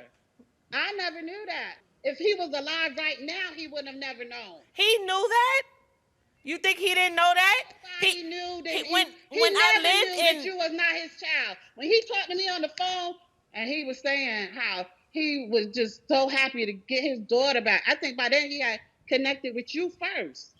Yeah, I remember that. Okay, I say that to say I never knew that there was a possibility of you never could be my sister until you told me that on that phone. This is my thing right here, because when you told me that in that message. I'm hearing a lot of what the effects of the trauma from Roger on both of y'all. And I think what's happening right now is you two as women are like now trying to put pieces together, and it's sort of like, well, I didn't know and you didn't know and I didn't know and I didn't know, which I think we can all agree that Roger didn't do a good job of informing either of you or being there for either of you. And that is the point of it. I can agree on that. And I think that's the reason why you didn't go to his funeral, is because you're like, I don't know this man. All I'm still hearing is the abandonment from Roger that y'all two are taking out on each other. Because the thing is that at the end of the day, I need you two to understand that this is about two people who were both abandoned. You both were hurting, and yet you're both looking at each other and saying, why didn't you make a better decision and be there for me? Why wasn't I picked up? Why weren't you there for me? Why didn't you, you're saying like, I'm not your sister, we talked, you're saying this. But the thing is that she's just telling you right now, Geneva, that she didn't know how to be there because she didn't know, she was abandoned. But when people have felt abandoned, they make choices from that abandonment. Just the same way you're making choices, and your choices are not wrong, Geneva, and your choices weren't wrong either. You were making choices to try to protect yourself, and you were trying to protect yourself from a man that's no longer here. And that's why it's important that this relationship gets mended and we get answers if you two are actually sisters. Are you two actually ready to find out if you're sisters? I am. Geneva, are you ready? Yes. Listen, I know there's a ping that's going on that we do need to get to. Let's listen to a message that we received from Taiwana's mother, Carol. I told Tawana when she was little that Roger was always her father. She thought Skeeter was her father because Grace, who is Roger's mother, always told him that Tawana was not his daughter. I myself am 1,000% sure that Roger is Taiwana's father. Okay. We're ready.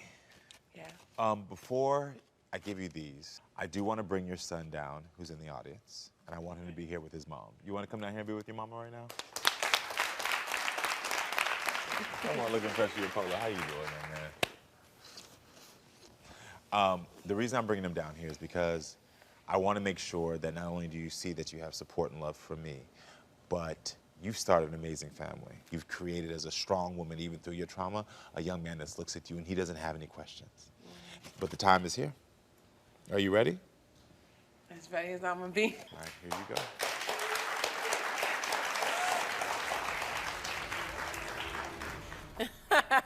you go. Okay. It says Geneva is your sister.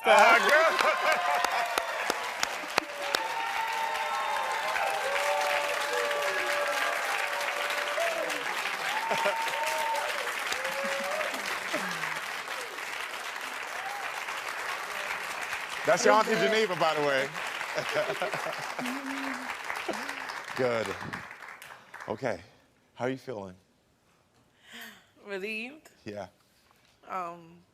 Still confused. I don't know why that rumor went around that Gerald was my dad when Roger was my dad the whole time. Just wish I could take some time back. Yeah. You got to release that guilt, and I'm going to tell you why. Because somebody was there with him, and she's saying to you that she didn't even have that relationship.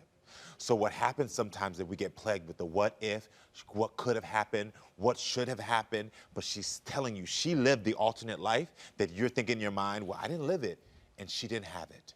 Am I right, Geneva? Exactly.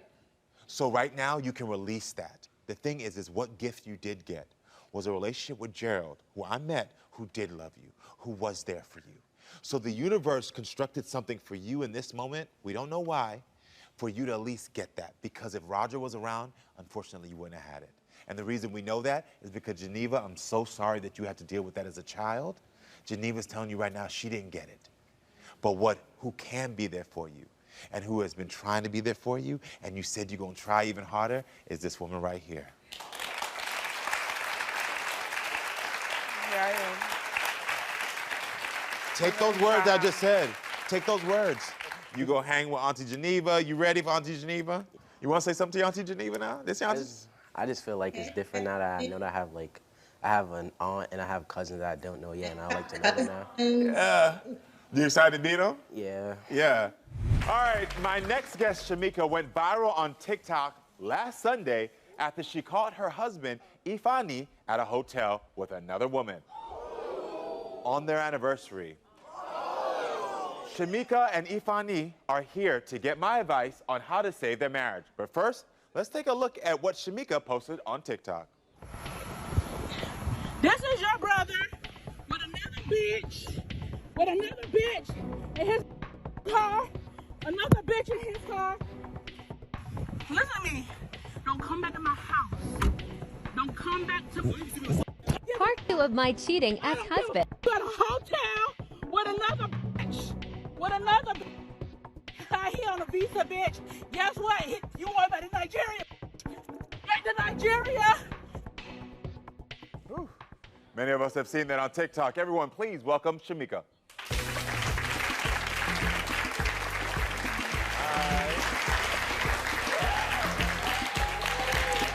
Hi, Karamo. How are you doing, beautiful? Take a seat. All right. So I just want to start right off because we've seen the video. We know you caught him. Where did he say he was going originally? He originally told me that he was gonna go to the bank to go get money for rent, and then he said that he was gonna go to the smoke shop, and I was like, okay. He said he's gonna be right back home, and I was like, okay. But it took a little too long, so I was like, let me check where he at. Yeah. So why did you post a video? I posted a video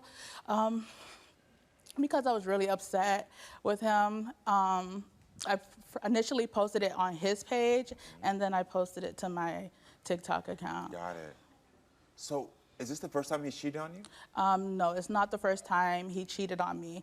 This is the second time that he's cheated on me. The first time was last year during close to our anniversary, a couple weeks after our anniversary. And that first time, the first anniversary, when you think he cheated on you, did he admit to cheating on you? He admitted to cheating on me, but then he quickly took it back after I got upset. Got it. And then he tried to play it off as a joke. And then I happened to record him that time, and I let my friends listen to what he was saying. And they were like, oh, okay, he was just joking, but that woman's intuition, baby, no. Yeah. So I want to get a timeline of your relationship. So how long have you been together?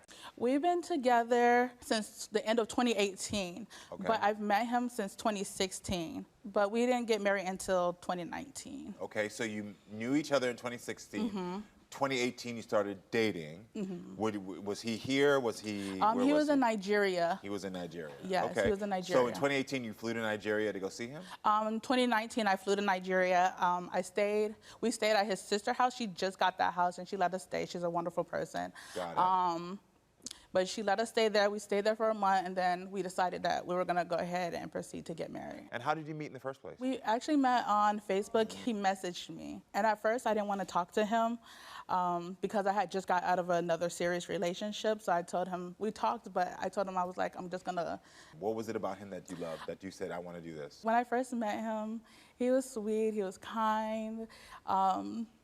He treated me very well. All right, so we actually have a video from Ifani with his thoughts on your marriage. I want to take a look at this. My wife, Shamika, she caught me in a hotel with another woman, but I wasn't cheating on her. That was my friend's girl. She wasn't mine. At first, I didn't know it was her. She just came to me like a wild beast, trying to destroy my car and all that. I cheated on Shamika one time, but I had a reason for that. And whenever Shamika is angry at me, you know, she be always threatening me with, oh, I'm going to send you back to Nigeria. Always intimidating me with that, and I don't like it. I'm sick and tired of getting so much disrespect from Shamika and her friends. The way it stands right now, you know, I'm fed up. I'm fed up. That's what the way I feel right now. Shamika, how do you feel about what he just heard? I feel hurt because, like I've told him before, he doesn't give me my time, and that's all I ask of him. And a lot of times when I'm trying to talk to him, he's telling me, don't disturb my life. And that hurts me and that bothers me. So I'll say little stuff to get back at him. Such as saying, I'll send you back to Nigeria. Yeah. I think it's time for all of us to meet Ifani, her husband, don't you think? Yeah. Everyone, welcome Ifani to the show. There you go, man. Good to meet you. Good to meet you too. So, you said you weren't cheating at the hotel, so what were you doing? Okay, what actually happened that day, I told her, okay, I want to go make a withdrawal from the ATM, and I want to go to the smoke shop and get some smoke. And she kept calling me. Like a few minutes later, I said, I picked up the call, I picked up the phone. I told her, listen, I'm coming home. Why are you rushing me? I said, I'm coming home. And then when I cut off the call with her, a friend of mine called me. He told me the situation he was in. He said, he have this, a friend that he was giving a ride, and his car, something happened to his car, like, could I come? Because he's taking the girl to a hotel. Should I come home? I should come help him? This story sounds so fishy. No. like all these details, my homie was driving a girl, it broke down, I had to pick her up at a hotel. That's what actually happened, though. Okay. So can I ask you this? When Shamika was calling you, then why didn't you just say, hey, a friend of mine said I need to pick up his friend at, and we're going to be here? Because she said she was calling you. I answered the call. Yeah, so why didn't you just tell her?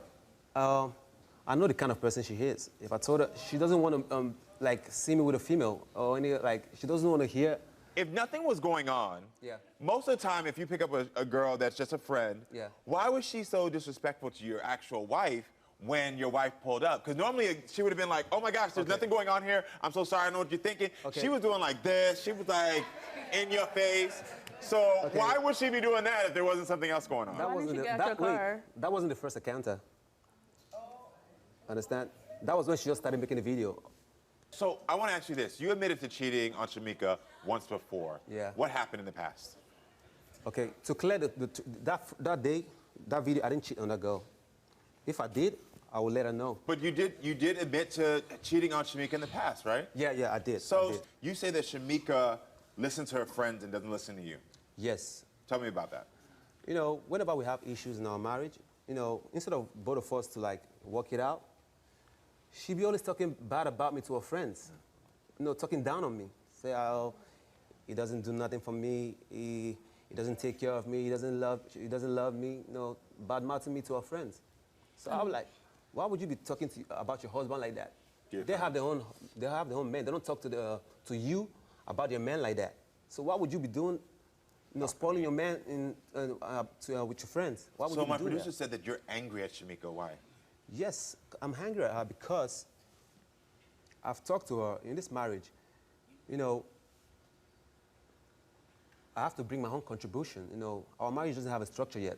We live in a family member's house. We need to get our own place. I told her, let's get our own place. Let's save up and get our own place. I was putting up money. She was working. She earned more than me. She wasn't putting anything out. And So do you feel used by Shamika? Definitely, I feel used by her. Oh, okay. She be the one stating that I'm using her because she brought me over here. I'm like, okay, the audience, they could reason. I've been putting money out for us to get a place. She went and took that whole money. It was like $1,500. I have saved it like under 2 months. She went and, wait, let me finish. She went and took the whole money because she called me at work. She said she needed like $200. I said, okay. I said, okay, she know where I keep my money. I was like, don't touch it. If I come, I'll give you myself. Then when I got home, I saw that my bag has been ransacked. She took the money, the whole money. And I called her, and she was she was laughing. They said, oh, I'm in a hotel. Oh, so you have that kind of money? If I ask you for money, I was like, you asked me for 200. And I said, when I get home, I'll give it to you. So why would you go take all the money? Then I cut the call because I was mad. Were you ever happy in your marriage? I was at first, but right now, the way things is going, she's like a dictator in the marriage. She always wants me to agree on the terms. If I say, oh, I don't like it like that, she's like, oh, I'm gonna send you back to Nigeria. Like saying it, this is not like the first time. What you mean, no, you don't? That's what you always tell me that. You always say, I'll send you back to your country. Like, no, it's when I'm sitting here telling you that I want to spend time with you, and then you're telling me to like get out of your face and don't talk to you, and telling me I'm disturbing your life. No. If I was disturbing your life, then why didn't you just stay in Nigeria and leave me alone? Like, you don't know how that hurts me. You don't know how that makes me feel. Yeah, that hurts me. This is what he likes to say to me. He says that I can either have money or I can have romance. I can't have both. He can't give me both.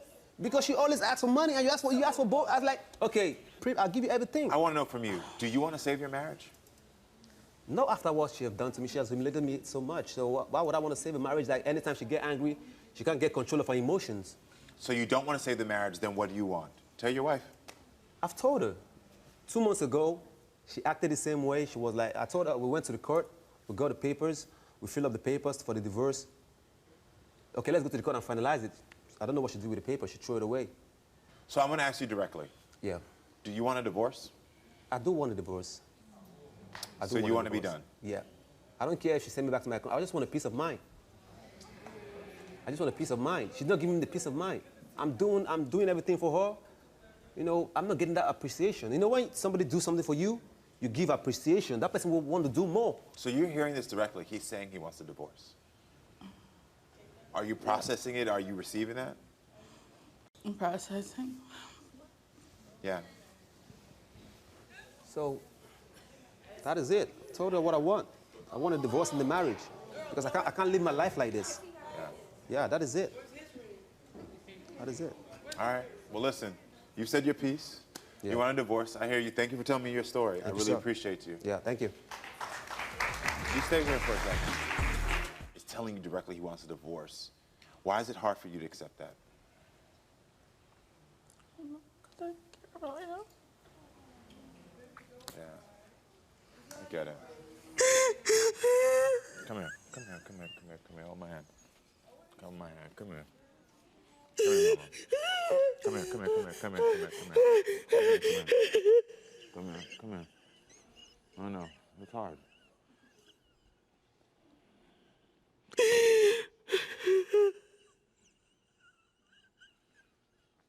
I know.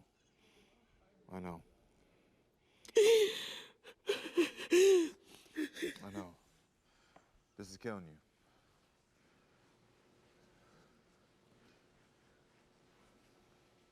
I don't think that you've been in a relationship yet where someone's who's given you the love that you deserve. I don't think you've been valued yet. And I think part of the reason that this is hitting you so hard is because you're trying with men who aren't worth trying with. Do you think you've ever gotten a relationship that you deserve? No. He admitted that he cheated on you. You caught him cheating on you, put it on TikTok. He's telling you to your face his divorce. None of that stuff is about you. You flew across the country to find love. You just flew to a man who wasn't the right man for you. So you can cry, mourn this loss. But after this, the real work has to start. The real work has to start of understanding and rebuilding your self-esteem. You hear me? You know how to rebuild your self-esteem? You don't. You want to start? You want to start building your self-esteem? Then I can help you with. Thank you. Seriously. I want to make sure after this we're going to connect, and I want to give you some resources to start building your self-esteem. Because the more you build your self-esteem, and the more you recognize what you don't deserve, the things that should not be happening to you, the things that you should be getting, that's the more you're going to feel lighter, the more you're going to change your attitude, the more you're going to know, like, this ain't right. So you willing to let me help you build your self-esteem? Yes. All right. All right, good. I'm going to be here for you. All right? Thank you. Yeah. Oh, my gosh, that started to make me cry. Shamika is back, and I can't wait to hear how things have been since the last time she was on my show. So everyone, welcome Shamika to the show. Shamika, my friend, how are you, beautiful? I'm well, and yourself? I'm great. I gotta tell you, I've seen that TikTok, you know, so many times, because obviously we shared it. It went viral again on our page, you know, and then, but for some reason, watching again right now, I almost started crying. I just felt your pain. So what happened after that show? Well, after that show, we came back home, and things still weren't like really too good with us. Yeah. He was still putting me down a little and stuff, and I was like, you know what? I remember what Karamo told me. I got to start valuing myself, and I let him go. I sent him on his way. Good job. Good job. I want to know, did he try to come back to you? Did he try to come back to you? He did. Yeah. But And the reason I asked that question, because I think it's important for women at home who have watched that clip to understand, when he walked off, I knew in an instant, which is why I held you and we talked, that it was performative. It's sort of like, let me make a big grand gesture. Let me show you that I'm the man. And it was an attempt to try to hurt your self-esteem more. And so it makes sense that he came back, but I'm glad you found the courage. Yes? Thank you. Thank you. Yes, I'm glad, yes. So I heard you had big plans this morning. What were the plans? Our plans were to go to the courthouse and get the divorce started. Good job. Great. I'm so excited to be moving on with my life. And this is on your terms, correct? Yes. Yes, good job. So how do you feel about getting the divorce now? I am excited for this new journey in my life, to start a new chapter. I'm excited, like excited. So I'm putting myself first, like you said. Like I'm moving on with my life. I'm happy. There's no more feelings, for him, no nothing. I'm just going. So I've heard you said that you've been getting a lot of support from other women in the comments. What have you been hearing, or what were you reading? A lot of women were just being supportive. They were basically saying like they've been through what I've been through, and how like narcissistic some men can be, and they noticed that about him or whatnot. So they were really supportive in what they were saying, and I was like, it helped me. I didn't feel alone. I felt like people understood where I was coming from. Excuse me. That's the positive side of social media. You know, sometimes we always hear about the negative of the bullying and the mean things, but when we see somebody in pain and we see somebody who deserves better, I love that we rally around. And so I'm glad that you had that support. Really, I am. Are you dating again? I am. I'm dating. I'm getting back out there. Okay. Tell me a little bit more about this, because, you know, I look at you now like we family now, okay? I'm a little bit older, so Uncle Ramo's here, so I need to know who you dating. We're going to talk about that next time. I did fall in Okay, because what I want to know, I want to make sure, listen, I know that because you weren't here so long ago. I just want to make sure that you've had proper time to heal. And I encourage you to date. I encourage you to see what's out there. But I want to make sure that you're looking out for the red flags from the next guy. Because unfortunately, when we're coming out of one bad situation and going into another one, there's sometimes our blinders are on and we'll only see the good glossy and we won't be looking for those red flags. So look out, girl. The man that you deserve is out there, but don't turn red flags green, okay? Yes. You hear me? Yes, I hear you. Okay, good. Thank you. Okay. I'm ready for a man to treat me right, Karamo. Okay, listen, once y'all get serious, you ain't got to come on the show, but you got to give me a call, because I need to scope him out for you, all right? This is how I do for all my girlfriends. I'll be like, bring your man here. Let me check him out real quick so I can give you a little tea, okay? Yes. I just want to thank you from the bottom of my heart.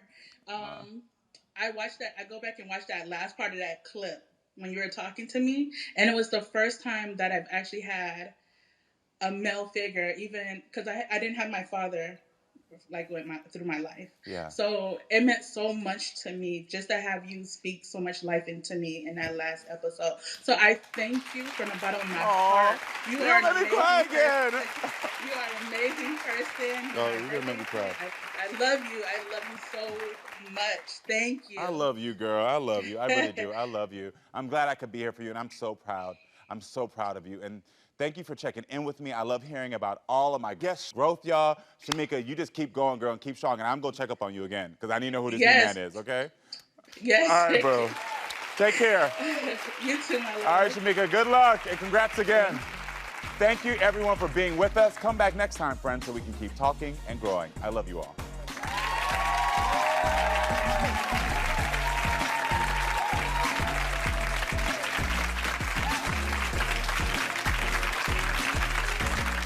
Today we're at the courthouse signing our document for our divorce.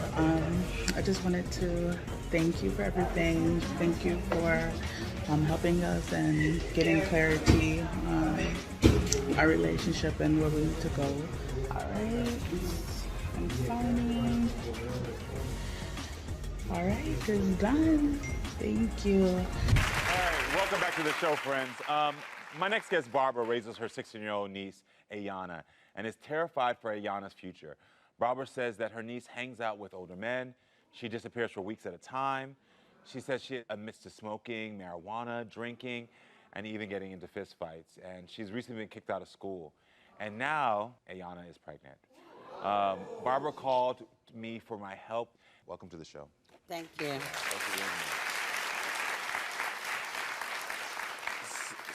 So, Barbara, I can only imagine what you're going through because I know you're stepping in to support your niece, and Ayana sounds like she's having a difficult time right now. So tell me what's going on.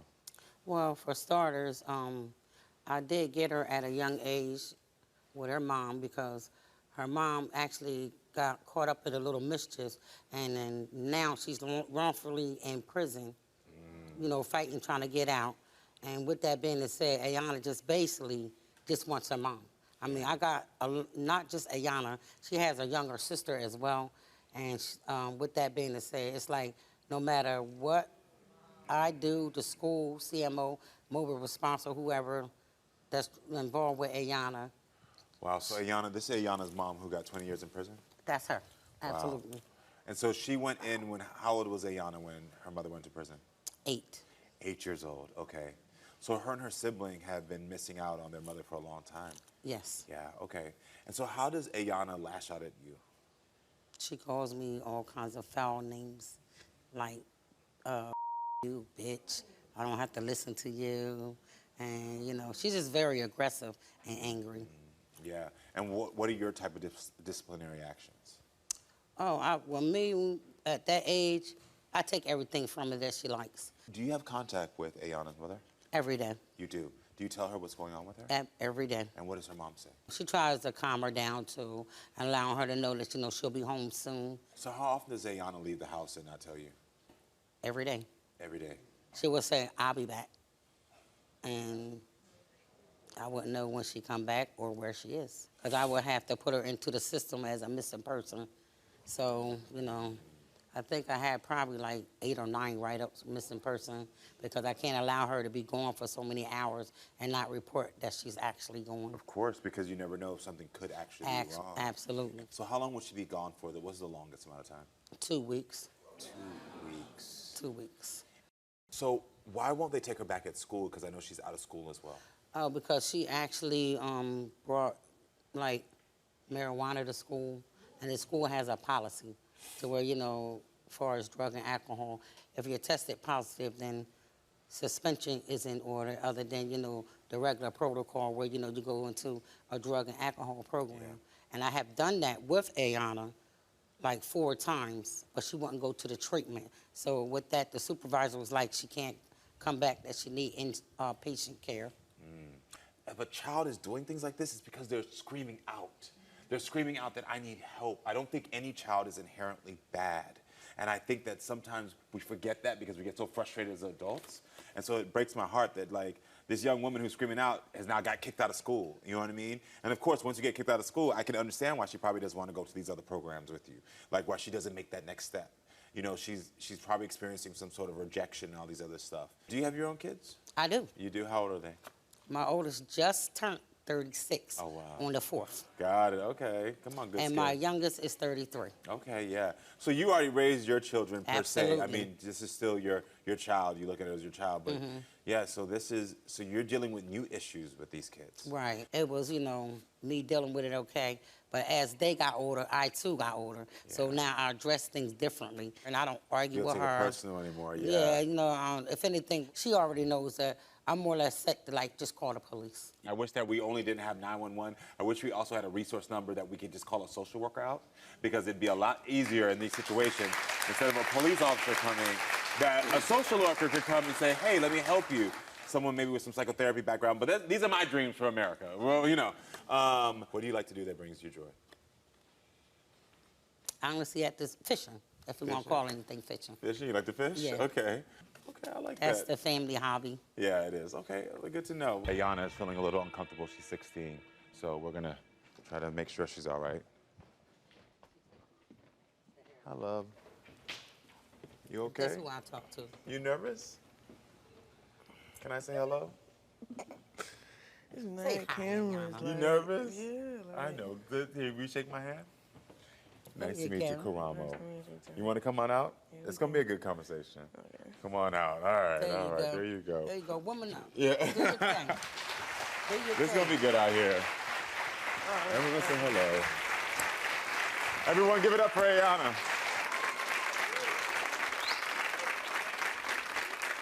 Let them take a seat. Well, can I have a proper hug now that you came out? Nice to meet you. All right, so we heard a lot about what's going on. I want to go back a little bit. Why did you feel like you needed to act out? I don't know.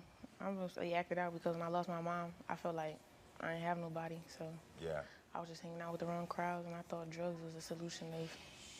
So you say you don't feel like you have anybody because you lost your mom. Do you feel alone right now? No, I have my aunt, like, because our relationship got better. But, like, in the beginning when I was younger, I felt like I didn't have no type of support and stuff. Yeah.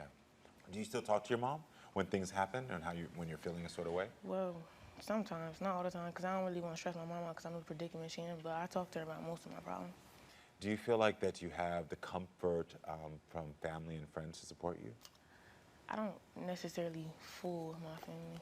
I don't know. I talk to my aunt about certain stuff, but as far as like my family, like close family, I don't really. Why don't you want to talk to your family? They're not supportive of anything at all. Got it. Does your mom know that you're pregnant? Yeah, she knows. She's happy. She's happy? Yeah. Okay. Are you happy about being pregnant? I mean, So why would you run away? Because I heard you would run away for 2 weeks at a time. chasing boys. Chasing boys? Chasing boys. Yeah. Yeah. Why chasing boys? I guess I was looking for love. I guess you can say that basically, but. So I want to go back now to school. What did you do in order to not be able to go back to school? I brought drugs to school. The first time I got kicked out, I brought drugs to school. And then I went to the program, and like Mom said, I only went to the program one time, and I never went back. Why did you want to go back? I don't feel as though, I don't know, honestly. I was being hard-headed. I could have went to the program. It was not that hard to really do, but me, just being me, I didn't want to waste. I felt like it was a waste of my time. Yeah. So I didn't want to. Were you scared to go there? No. Okay. And why did you think it was a waste of your time? Because it's like, how y'all gonna tell me I'm addicted to something when I know I can stop? Mm-hmm. And it's like, Do you think you can stop smoking weed? yeah, I can stop smoking weed. It's not hard. Yeah. Have you done it? What? Stop smoking weed? Yeah. Have you? Yeah, at this point in time, yeah. Because you're pregnant? Because I'm pregnant. I want to know for you, do you want to be better? Yeah, I do. Do you? Yeah, I do. And when you say you want to be better, what does that mean? Like career-wise and financially and everything. And why is it? Is it only because of the fact that you're pregnant, or is it because you just want to be better for yourself? Because I got a little sister, and I gotta still do what I gotta do for her, whether I got a child or not. You're pregnant now. Do you know who the father of the child is? Yeah. Okay. Who is it? I'm not gonna tell you that. Okay. Okay. Has your aunt met him? She don't. She doesn't want to meet him? I know. I don't want her to meet him. Why? Because he's Older. Got it. I could assume that from the fact that your aunt told me you hang out with older people. Does he know that you're 16? He does now. Yeah, I don't know. He been new. I don't lie about my age to nobody. If you want to mess with me, then you gonna. Got it. Okay then. Got it. Is he in your life now? I don't. No. Kind of off and on. Kinda off and on. How does he feel about becoming a father to your child? Does he want to support? I don't know. He's like. So he does know that you're He pregnant? knows, but he gives me mixed emotions. But I don't really care what he's saying because at the end of the day, it's my decision. It's not your decision. And if you knew you didn't want that, then you should have never. Yeah. Yeah. Has anyone ever talked to you about like you know, using condoms and all that stuff? And I'm not being funny, like, because Yeah. sometimes we never have the conversations. Yeah, all the time. Why have you use condoms? You want me to lie to you or you want me to be honest? I want you to be honest with me. I don't like the feeling. Yeah. Okay. But it depends on, I'm not gonna say I don't use it all the time. I'm just saying like it depends on the partner. Like when I first meet you, I'm not just gonna be like, oh, you about to me now. I do think you need some more education around that. And, Yeah. and you know, like that can teach you. And I'm not encouraging you as a 16-year-old to have sex, but I want to know if you're going to be making choices that you could be making better choices. This is a very heartbreaking situation for me because I see you, first of all, Barbara, trying. And I also see a young woman who is very smart, who does want a better future for herself, but is hurting. Do you hurt a lot? Do you have a lot of pain? Yeah, I do. You do? Yeah. Yeah. Do you get to ever talk about that with somebody? I don't like to vent to people. Why? I just feel like there's no reason. Because I'm going to tell you about my problems. Most of the time when I tell people about my problems, they laugh at my problems. People laugh at your problems? Yeah, and even when I try to talk to somebody that I trust about my problems, it's like, you don't understand. You don't know where I'm coming from, so it's like, why do I gotta talk to you about it? Yeah. You don't understand what... Because you feel like you're going to get judged. Yeah. I hear that constantly with you. You're like, when I talk to people, there's judgment, there's judgment, there's judgment. But I will tell you this, that sometimes adults make these choices and we have our own lives and we get caught up, and it's not right. But sometimes we forget that young people are just making decisions that they don't know how to make. And so we do a disservice to you by judging you and judging what you're going through. And I'm not talking about you, Ms. Barbara, because I believe you're doing a great job. Thank but I you, want I to let you, appreciate that. yeah, I want you to know that I'm sorry for the adults that made you feel like you're judged. And I want you to know, here you're not being judged. Here I actually believe that you can have a great future. I believe that you can get to a place to open up to people. Do you want to open up to people? If you had the right person, you open up to me today. And you were just back there acting shy. You were just back there talking about no. You just opened up to me. You just told me a lot of things. You was like, can I be real? And I was like, yeah, you were very open and vulnerable with me. What made me different? Huh? I don't know, it just felt great. I don't know, I wasn't gonna lie. Well, I appreciate it. I appreciate it. But there's other people like who have similar training that I have that can also be there to support you. Yeah?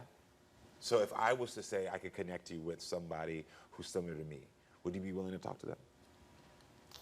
Yeah, I would. You would? I love that. I really do. I love that because I wanted to know I contacted a program that provides parenting classes, it provides counseling sessions, and they actually will get you back in school and support you to get your life back on track.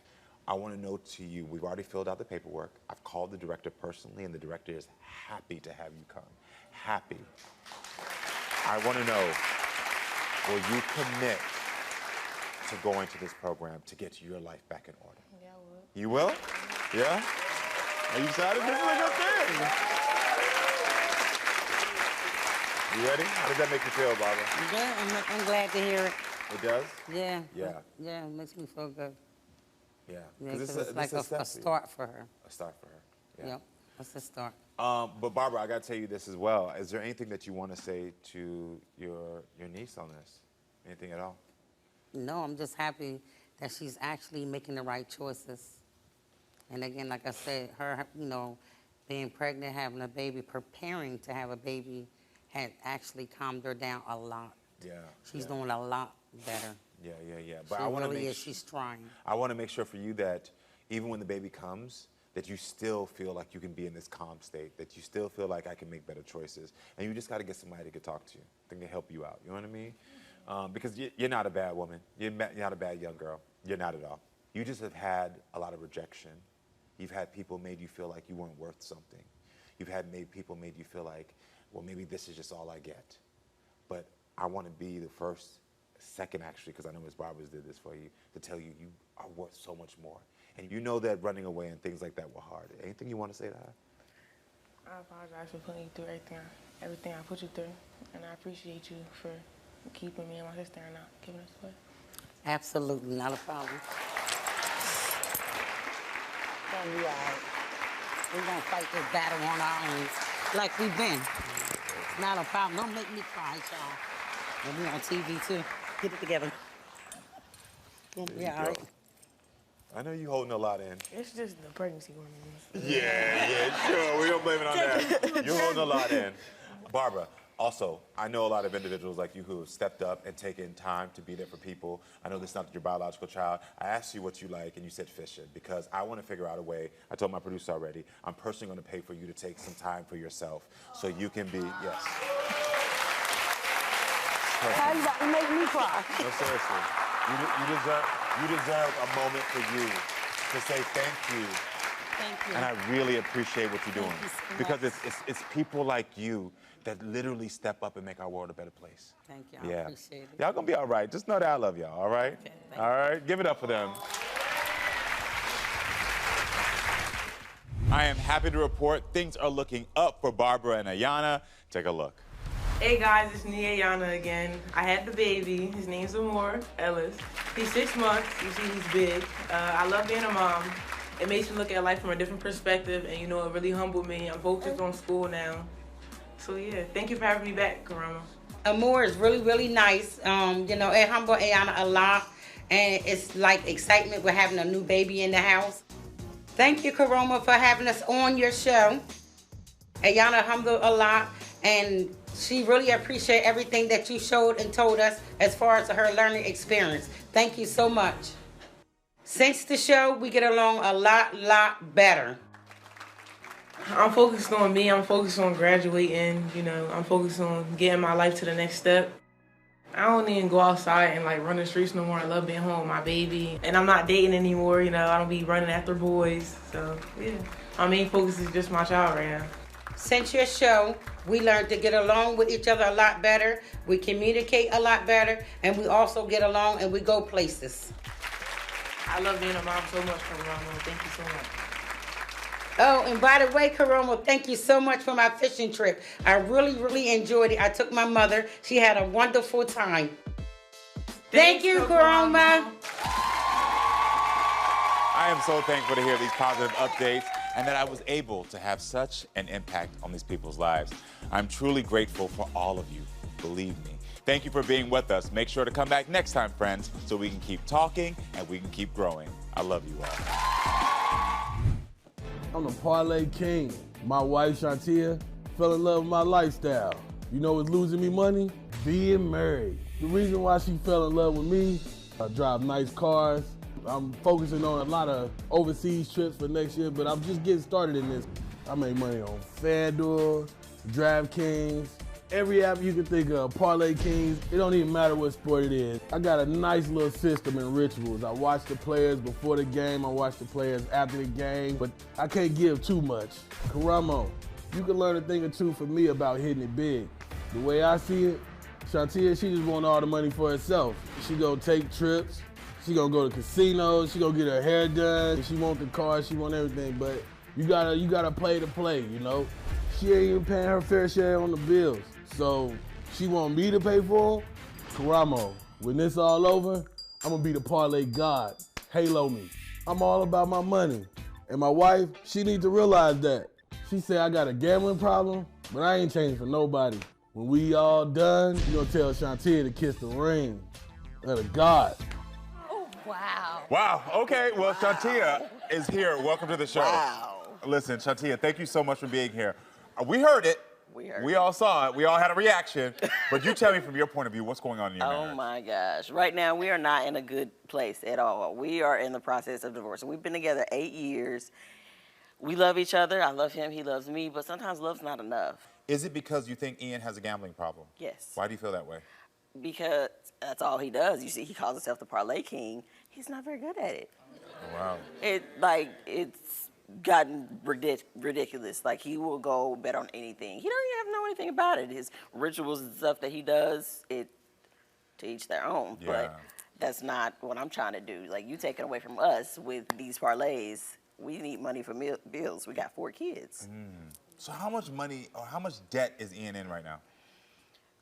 Right now, I have an apartment on my credit for $13,000 because he gambled away all our money. So we were supposed to be buying a house. I can't get a house with that on my credit. They're going to see that debt on there, and they're going to say, no, you need to get that off of there. That's too much. So the credit is low? Yes. It's low? Yes. Okay. So what happened with the water bill? Tell me about that. Oh my gosh. One day I was in the shower and the water cuts off. The bill didn't get paid twice. Twice the water got cut off? Yes. What is this, a text? Oh yeah, that was how much the bill was. $229 for that? Yes, and he knew that it was due, and he told me that he paid it. We got into it. That was a whole argument. So what are some of the extreme things that Ian has done to get money? He got our daughter a PlayStation. After he buys it, well, she's too young. Well, let me just go pawn this off. You're saying that he has spent money on his tax returns 3 times. He spent $7K of his savings. And that he's ruined your credit and also pawned your daughter's PS4. Yes. Pawned the engagement ring. Yes. Yes, my rings. My rings, they were gone. Like I ain't seen them in months. So what does he say happened to your rings? He doesn't say. Does his gambling addiction affect your relationship with your kids or his relationship with the kids? No, he's a pretty good dad. But when you take from them, like, and spend it on things like that, you can't take from your kids like that. And then you're not teaching them good money spending habits either. Who do you talk to about all this? Because it's a lot for you to deal with. It is. I talked to his cousins. They agree. And so what has Ian told you about your relationship? He told me that he feels like that he can save money and be better being single. What? Does he want out of this relationship? I feel like he does. Yeah, I love him, but that's not enough. Like, you can only tell a person so much. Do you want out of this relationship? If it's gonna be like this, I do. I do. I mean, I love what we have, but I can't, you bringing me down, too. Yeah. I can't be brought down with you. I got kids who depend on me. Wow. All right, friends. Well, listen, I think it's time that we talk to Shantia's husband, the Parlay King himself. Everyone, please welcome Ian to the show.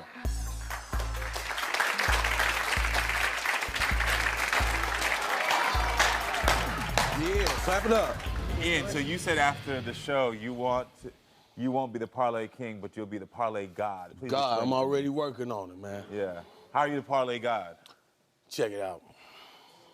I don't lose. So why did our water get cut off if you don't lose? I didn't lose in the parlay. You said that you think she fell in love with your lifestyle. What did you mean by that? She fell in love with my lifestyle because she saw me getting it. And she wanted part of the bank. Everybody wanted part of the bank. It don't sound like a very providing bank if the water's getting cut off. The water not cut off. She said the water got cut off The twice. water not cut off now, though, is it? Okay. So how I get paid? Not you. You telling me that because you can't keep up, I'm I supposed can't to. keep up. Because you can't keep up, I'm supposed to just keep on. Just giving up money, giving up money, giving up money, giving up money, giving up money, giving up money, giving up money, giving up money, giving up money, giving up money. We supposed to be on at the same Nah, pace. nah. We supposed to be at the same Ian, pace. I want to know. See, is this your sports car right here? Both of them. And they had me take that one because my outfit kind of matched the car. So they had me take it that day.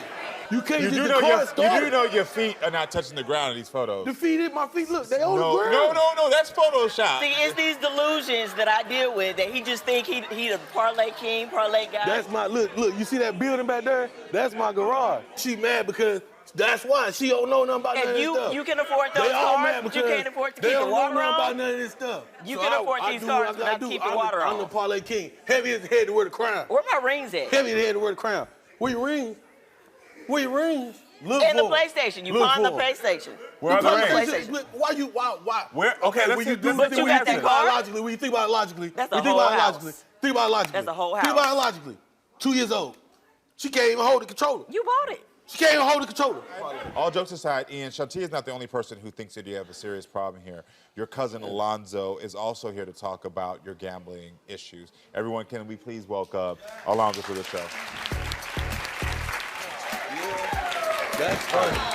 Y'all funny. With the red shirt, y'all funny, boy. All right, so Alonzo, why did you reach out to me for help? I reached out because I'm highly concerned. For lies? No, I'm highly concerned for their relationship, for the survival of their relationship. I How really you want highly concerned for something Hold that on, don't hold on. even involve you? No, now I'm out here. We're gonna do this. We're gonna do it right. This don't even involve So you. what we go? So because what it is he's jeopardizing a lot of things. He's putting a lot of things on the line, and it's costing him a lot. And I just don't want to see him lose everything because I truly care about both of them. Yeah. But it gets iffy when I give him $3,000 and he loses my money.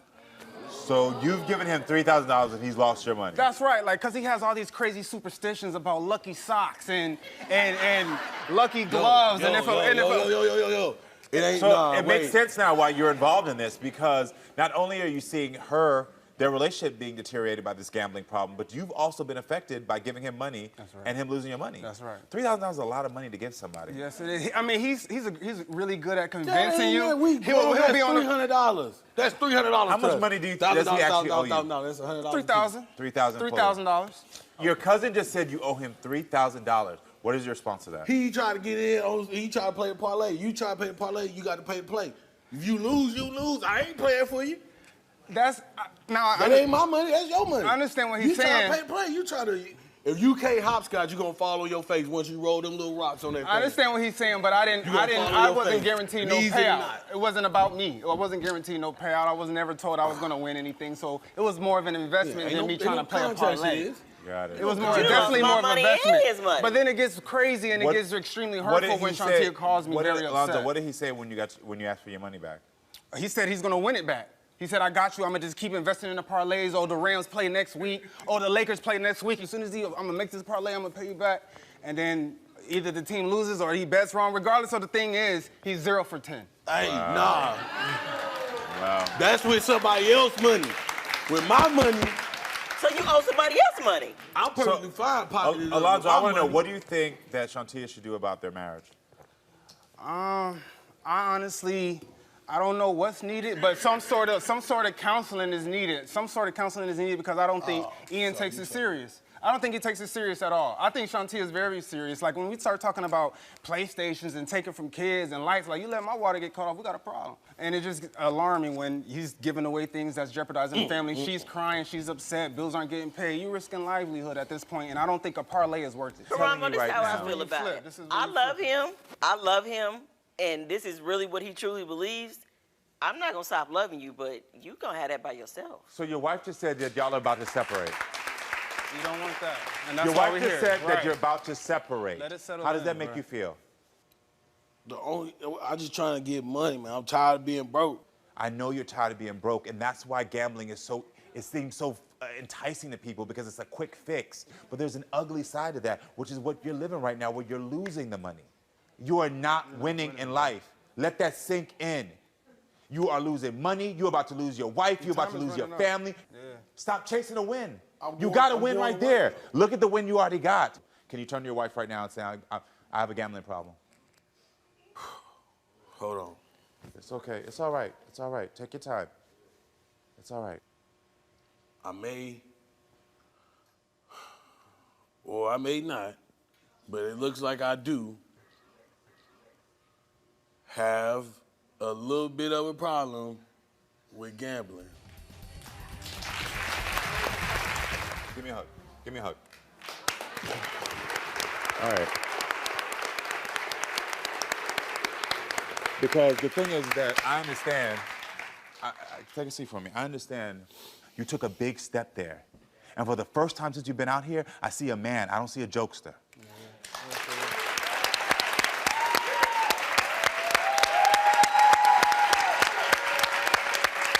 Alonzo, can you let him sit next to his wife, please? Yeah. Come sit next to your wife. You're next to your wife. You're chasing a win, like we talked about before, and this woman is telling you that she wants to be here so y'all can win together. She's been holding you down, and you know it. And even through the aggravation and all that stuff, she ain't left you yet. Your wife wants to be there for you. It's a win. Your kids want to be there for you. You understand? But you have to acknowledge this addiction, and you have to get help for this addiction. You hear me? You have to get help for the addiction. I just want to win, man. I'm going to ask you this. Do you want to get help? I just want to win all around, man. I get it. But the first step in winning in your life for real is to get help for this addiction. There ain't do you no want help. do you want to get help for this addiction so you can start to win in life? Yeah, if I'm a win, yeah. I need to hear from you, and I know that your wife needs to hear this too. I want to get help for my gambling addiction. Can you say it to your wife?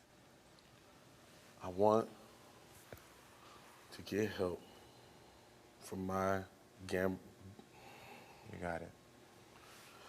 I want to get help for my gambling addiction.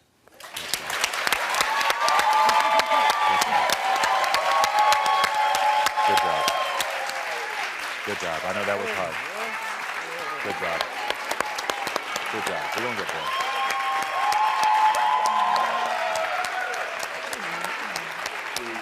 The first thing that you have to do, being married to someone who has an addiction that is gambling, is that you have to first separate your finances. You have to figure out how to get your money into a separate account. Doesn't mean that you're not going to support him with bills, you're not going to be there for him, but you have to also have your own separate thing. Secondly, that credit, because if he's not able to, which I believe he's going to take the steps to get this gambling under control, if he's not able to, you have to rebuild your life. What I want to do for you is I'm going to pay for credit repair for you so that this credit can get good. Oh, wow. You hear me? I'm going to pay for that.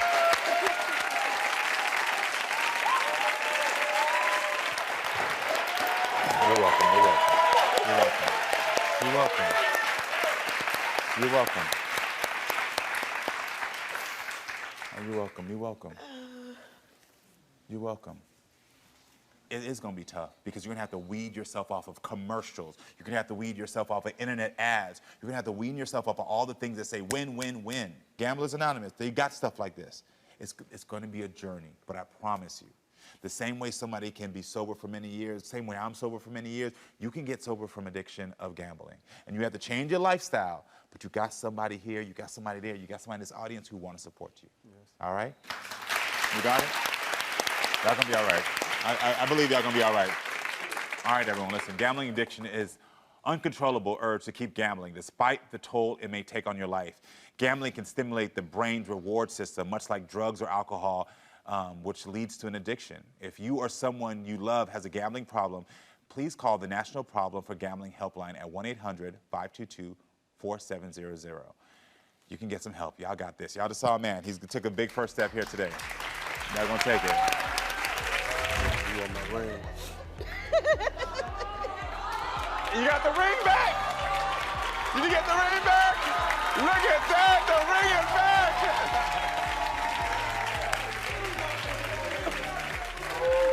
Thank God the ring is back. Joining me now, everyone, is Shantia. Shantia! Hi. How are you, beautiful? I'm good. So, how have you been since the last time I saw you? I've been fairly good. I mean, it wasn't always that way with me and him. I ended up moving out at the end of November. Things get worse before they get better, right? Yeah. So, and that was a big step. You felt like you need to move out. I know we talked about that, but you knew, why did you make that decision? Things when me and him got worse. They really did. He didn't get any better. We were fighting a lot, and then I just needed a peace of mind and better place for me and my kids. Good job. I appreciate you. Yeah, give it up for doing that. For choosing yourself. I know that can be a hard decision when you're in a marriage where you love someone. It was really hard. Yeah. So, you know, we talked about your credit, and that was one of the things that I said to you, like, you got to get your credit together because he's been gambling, he's put you in debt. So, how's your credit going? Oh my gosh, man. I've got a few things removed from my credit. It's great. It's going up. When this apartment gets off, it's up. I'm buying a house this year. Good job. Good job. I did that because I wanted you to feel like you had some support. Thank you so much. I appreciate you so much. Thank you. You're welcome. You're welcome. Like for me, if I'm giving out something, it needs to be something that's going to actually help somebody to get to another level. So I'm glad that you're utilizing it and that it's working out for you. So I got to go to your man, your ex-man, or I don't know where y'all at. So how's your relationship with Ian? Y'all together? I know you moved out. Are y'all separated? Are y'all divorcing? What's going on? We live in separate houses. We still co-parent. Okay. We're kind of like dating, getting to know each other all over again. Good job. Something like that. Okay. Yeah. How's the co-parenting going? It's going all right. He's at my house quite a bit. Oh, he is? Okay. But some days I work at 5 in the morning, so it's convenient to not have to drag the kids out or have them stay over there, keep them in their routine. What I like about what you said is that y'all are getting to know each other again. And I think sometimes when couples get together, they feel like, oh, you know what, we already know everything we need to know. And there's actually always room for more talking and growing. That's why I say that at the end of every show. Yeah. And so I love y'all getting to know each other. He's been showing me somebody that I've never met. It's good. It's a good thing. Good job. I love that. So Ian is also here with us today. Everyone, please welcome Ian back to the show. What's up? What's up? Ian, how are you doing? I'm doing, managing. Yeah. Listen, Day at a time, every day at a time, One day at a time. Let me tell you something. There's guests that stay on my heart and my mind, and you are one of them.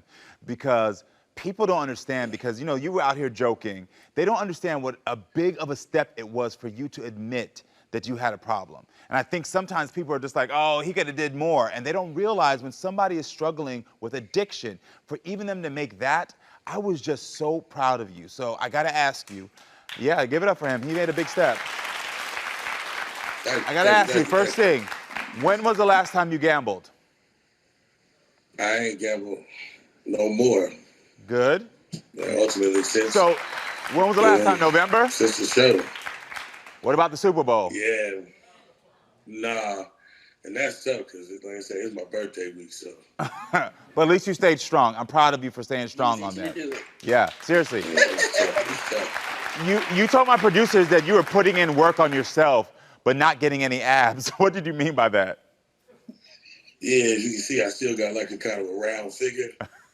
But this mental up here is kind of, I could probably lift up like probably a truck or two. Good, good. So you mentally though. Don't put me to the test on the actual weights. So you're working on your mind. You're working on your mental state. Yeah. Is this your first time in your life working on your mental state and your emotional state? Yeah, it's the first time I really slowed down and recognized that I had more than one problem. Yes. What else did you recognize you need to work on? The man in the mirror. Okay, good, good. Ian, something I love about you, and I keep telling you, is that what you don't realize is that you have a subtle strength that resonates with a lot of people. And I know a lot of people who use jokes like you do to sort of laugh off things that's going on in their life. But what you do is that you stop the jokes and you start to have to confront what's going on in your life. And I'm very proud of you for that, brother. I'm very, very proud of you. I'm very happy for you. Most definitely. I want to know, do you feel like you're winning at life now? Not really, but it's just beginning. Got it. So we got to do everything one thing at a time. Ian, I got some news for you. You're actually winning at life now. You are. Last time you was here, I had to tell you you weren't winning at life. You actually are winning at life right now. The fact that you are able to say you are working on your mental health, the fact that you are able to say you have not gambled since the last time you were here, the fact that you are still able to acknowledge your wife's needs as she's moved out and be a good co-parent, you are stepping up and being the man that you needed to be. You are winning at life. Yeah. You winning. Thank you. Thank you. Thank you. It's just that you were chasing such a different win for so long that you don't even recognize this is the win. This is the win. It's very good. I really never even thought I would see the day. It's been different. It's been nice. Good job. All about that big the glow up is real. Good job. I love hearing that. I say it all the time. I can't fix everyone's problem with one conversation, but I can give the tools to start. And I can see right now that y'all have started. Y'all on the right path. Shantia, you are doing what you got to do as a woman for yourself, for your kids, and I respect you for that. And Ian, I'm so proud of you. This is the hard part. People do love you just like me, and I want you to know that. There's so much love out there. When you went on social media, people's love was pouring out to you, both of y'all. So people love you, and we're watching you, and we are rooting for you. We were all rooting for you. And we are still rooting for you. We are still rooting for you. Thank you. Yeah. Listen, thank you so much for checking back. Thank you for coming on the show and being vulnerable and sharing your story. Thank you so much. You're welcome. I can't thank you enough. I love y'all. Seriously, I love you so much. So, Kyla, this breaks my heart to hear the situation you're going through with your daughter's father. Yeah. So I want to know just off the bat, what has Josh missed in your daughter's life? Karamo. You laughed. I love it. She's like, what has he where not? do I start? What has he missed? Yeah. When I tell you I have been dealing with this man since 2013. Okay. It started off with him treating me horribly, but now it's trickling down to my daughter. Okay. So I'm just like, I don't know what to do. So this is what he's missed: the 4th, 5th, and 7th birthdays. He's missed the 4th, 5th, and 7th birthday. And how old is your daughter now? She's almost 8, so that's almost half her life. Yeah, wow. Literally, okay. almost half her life. And Christmas, he comes, no presents was given last year at all? No presents were given last year. I can't even remember a Christmas where he was around. There has not been one Christmas where he's been there. Maybe the first year, but that's it. Halloween, dance recital, school awards, so he's not involved in the school at all. Let me tell you about these holidays, okay? Okay. She likes to share that love with other people. So she'll call him and have to hype him up. So she feels as though she has to bring the energy to him, like, oh, daddy, it's Christmas, da da da da. And he in the bed, so she starts feeling bad for him, when really it should be the opposite. He should be getting her into the holiday spirit. But she feel like, as a 7-year-old kid, she has to change him, and that's not okay. She's already seeking validation is what she's doing. Exactly, Oh, already. Already. So I'm ready to bring out Josh. Josh, welcome to the show. Hold on, we haven't heard Josh's side yet, so let's we gotta still hear Josh's side. See what story he's telling today. How you doing, Josh? I'm doing good. How you doing? Good. Thank you for Nice to having me. meet Thank you. you. Yeah. See, I'd like to be fair here, because we've heard one side here. So, Josh, I want to hear your side of this. Is there anything that Kyla has said that you feel like is not true? Yes. She said I moved to Orlando. I did move to Orlando eventually to chase my dream, in the entertainment industry, yes. Yes. The reason I left was because at some point she realized, you know what? Whatever side hustle, whatever little money he's, bringing in, it's not enough. She gave me an ultimatum. She said, you have until February to make X amount of money. I said this? Yes. When did I say this? We agreed on this is news to me, because I never said that. I never gave an ultimatum, ever. I just want to finish. Ever. I would like to finish. Ever. But you're talking, I can't cuss on this, but you talking like you're not making sense. What Okay. you saying is false. So, Karamo. What did you even talk about? Yeah. So, oh my gosh, like I can't. we agreed that I was not, and like I said, I want to talk. February, I gave you an ultimatum. Since when did I give you an ultimatum? I held you down for 2 years. We agreed. I held you down for 2 years. Yes, you did. I held you. Yes, you did. Yes, you did. I'm Yes, you sorry, did. but I held you down. We agreed that I was not And then you chipping talk about in, ulti- I'm and she was sorry, holding I me can't. down. I was need working to. 2 jobs. Yes, I said I need to Going start to school pitching full in, time. and we agreed But that I I gave you need to have this much money. Okay. So, but She this is was- the thing. This is the thing, because I can see this. There's always going to be a miscommunication again about the money or whatever. My thing again, going back to the daughter, if you don't have the financial stuff, she's still taking the burden. She's all holding the it down. burden. I'm tired of But it. my I question- take all the burden. Yes. Every single But burden. my question is, do you think that you're being the best father you can be to your daughter? No. Right. Not as in the last maybe 6 months, I've definitely matured as a man. I've definitely made more conscious decisions to say, you know what, these are things over the last few years that I've been terrible at. These How often things do you see your daughter? I just had my daughter for the summer. Before that, I try on holidays. What holiday, Josh? I said I try. I never said I'm But successful. when you come through, I never said I was do you know successful. how it makes her feel that you don't be around for holidays? I do. Do you know how it makes her feel And- that she gotta give you the energy on holidays? She gotta hype you up. How often do you talk to your daughter? Lately, not a lot. I'm not gonna lie. Does your daughter say that she wants to talk to you? She does.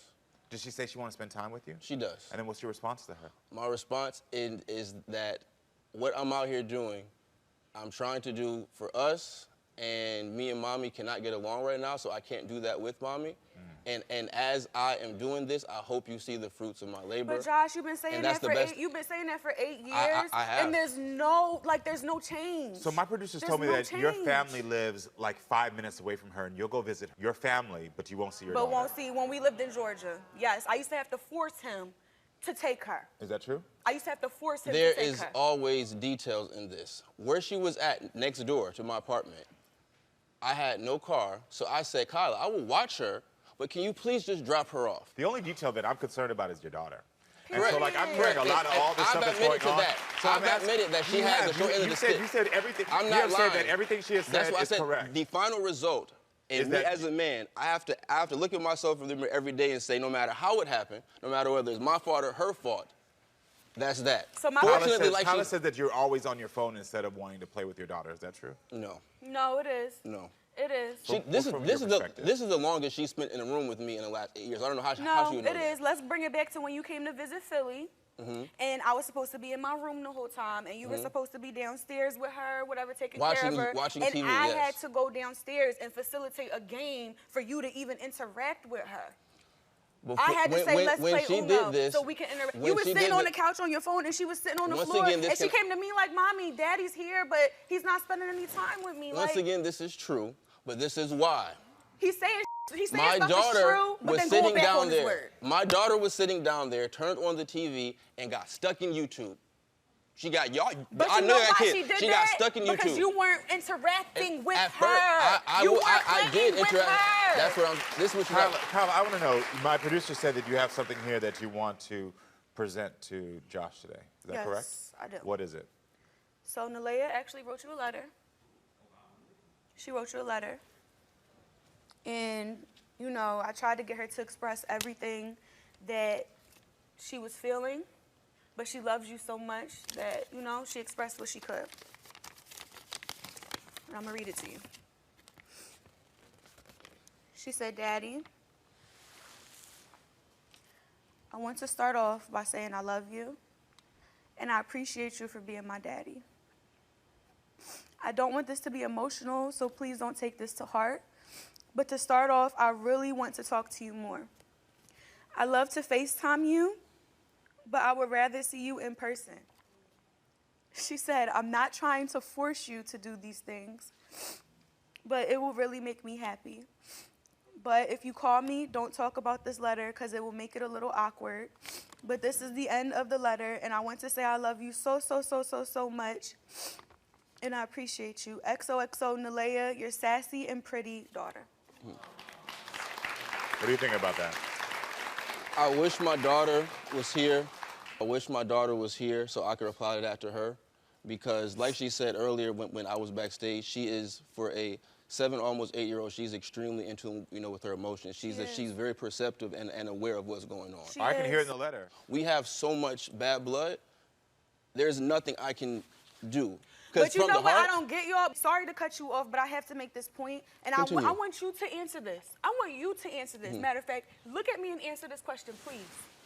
Why is it that when we're not around each other and we're communicating and we're trying to communicate, trying to get to the bottom of things, it's like I'm enemy number one, but then when we're together and we're in person and you're visiting and it's like you tell me all your life, you know, we cool, you know, you come and talking to me instead of spending time with her. You know what I'm saying? And we got that, like we're cool. So why when we're not around each other, why is it like we bumping heads 24/7? Like what's the, can you explain It that? is Can you because- explain, like, is it the way I communicate? Do you feel like I'm attacking you? Do you feel like, do you automatically Let's stop just right have there. a Do you feel like perception? she's attacking you? Yes. But right, I'm not going to say victim. I'm not going to say I feel like she's attacking me and I'm a victim. But based on the things that I've done, admittedly, she does bring this energy towards me. All right, so this is the truth bomb of this all. Yes. I want you to get up with me. All right, so the reason I got you to get up is because I'm hearing the communication issues, but again, the only person that's most important to me is your daughter. Correct. So I have a picture of your future daughter that I want you to look at. And I want you to look at this photo and realize this is what's gonna happen to your daughter because of the issues that you're doing now. Low self-esteem, jealousy, clinginess, attention-seeking behavior. Attracting abusive partners, craving sex, attracting older men. So I wanna ask you right now, is that the photo of your daughter that you want? No, and that's why I spent the last, like I said, everything that she has addressed on this show, I thought I came to resolve those things. But the thing is that it's not about resolving it with her. I know. I need you to look at this because we all know this to be true. When there's a young woman who has a father that she's begging to say, please FaceTime me, please talk to me, please show me some love. When your daughter is writing those letters, I don't give a damn about what you two are going through. This is what your daughter's gonna happen. And that's This what I'm is saying. your daughter. I don't think you get what I'm saying, Karamo. I do get what you're saying. I get what you're saying. You're like, I'm hearing saying this. I'm a I've third party. I don't know you. I'm- Do you want this to be your daughter? No. Okay. So when are the actions gonna start lining up? Like when I paid my last child support payment, Again. you don't want me to be that new person. You're stuck on the person I used to be. I'm crazy you for you to don't be that want new me to be that person. new person. You know I So keep why it open didn't with you. You know I keep the relationship open. You know I don't cut her off from talking to you. So I want you you to know tell me right her, now. call Hold on one daddy. second. What are you going to do from this point on Yes. to say, I'm going to make sure this does not become my daughter? Please, answer that. I have recently got a more secure job that does not have me being all over the country with crazy hours. So I have more stability, more ways to prioritize my daughter. Because if I'm on a plane and I'm in a place Brother, where the I fight gotta is. tell you, hold on a second, hold on. I'm No, saying no, this from the because past. you're communicating. I'm No, saying this from the because I past. gotta tell you something, brother. I'm listening to you, and I'm hearing you, and you are riddled with a lot of excuses. And it is excuse after excuse after excuse. And part of that excuse is because you just told me earlier you feel attacked through your communication, and so you're constantly in defense mode instead of love mode. And the love that you need to be giving is for your daughter. This is what your daughter's gonna turn into. All your daughter is saying, I need you to FaceTime me. If you call your daughter's mother and she says, no, I'm not bringing the child, guess what? That's what you as a man say, I'm gonna walk my ass down this road that has no pavement. I didn't do that. I didn't do that. Like I said. I didn't do that. Like I said. I didn't do that. You did I it didn't do that twice. numerous times. You did it twice. Okay. I told you, stop defending, start loving your daughter. Stop defending, start loving your daughter. Your daughter right now is saying she needs you. Are you feeling me right now? Your daughter is writing letters saying she needs you. Come take a seat. Come take a seat. Your daughter is saying that she needs you. Your daughter says, Dad, I need you to FaceTime me. I watched you when she read that letter to you. I am a father as well. That would have crushed me. That didn't crush you. Tell me. I'm watching you. We're all watching you. I've tried to say this. I don't know if you're doing this for ratings at this point. I've said everything. I'm doing this for your daughter is what I'm doing this for. Everything you've said, I've agreed with you. Just because you're agreeing with me, I'm asking you to have an emotional and this connection. is my answer. You just asked, wouldn't that crush me? I have beat myself up. I've come to terms with that list. But as here in real time in front of these cameras, if y'all are here to beat me up, cool. I'm sorry if I did not acknowledge the work you've done in the past 30 days. I'm saying that to you man to man. If you feel like you felt like attacked and that I couldn't acknowledge it, I'm sorry for that. I don't think it was more so acknowledging, it was more so in my beef with her. I told you already that this is not about you and her. To me, only person I care about is your daughter. And respectfully, I feel the same. So you tell us right now, what's the next 30 days? Next 30 days is my daughter's my daughter's 8th birthday. That is the first thing.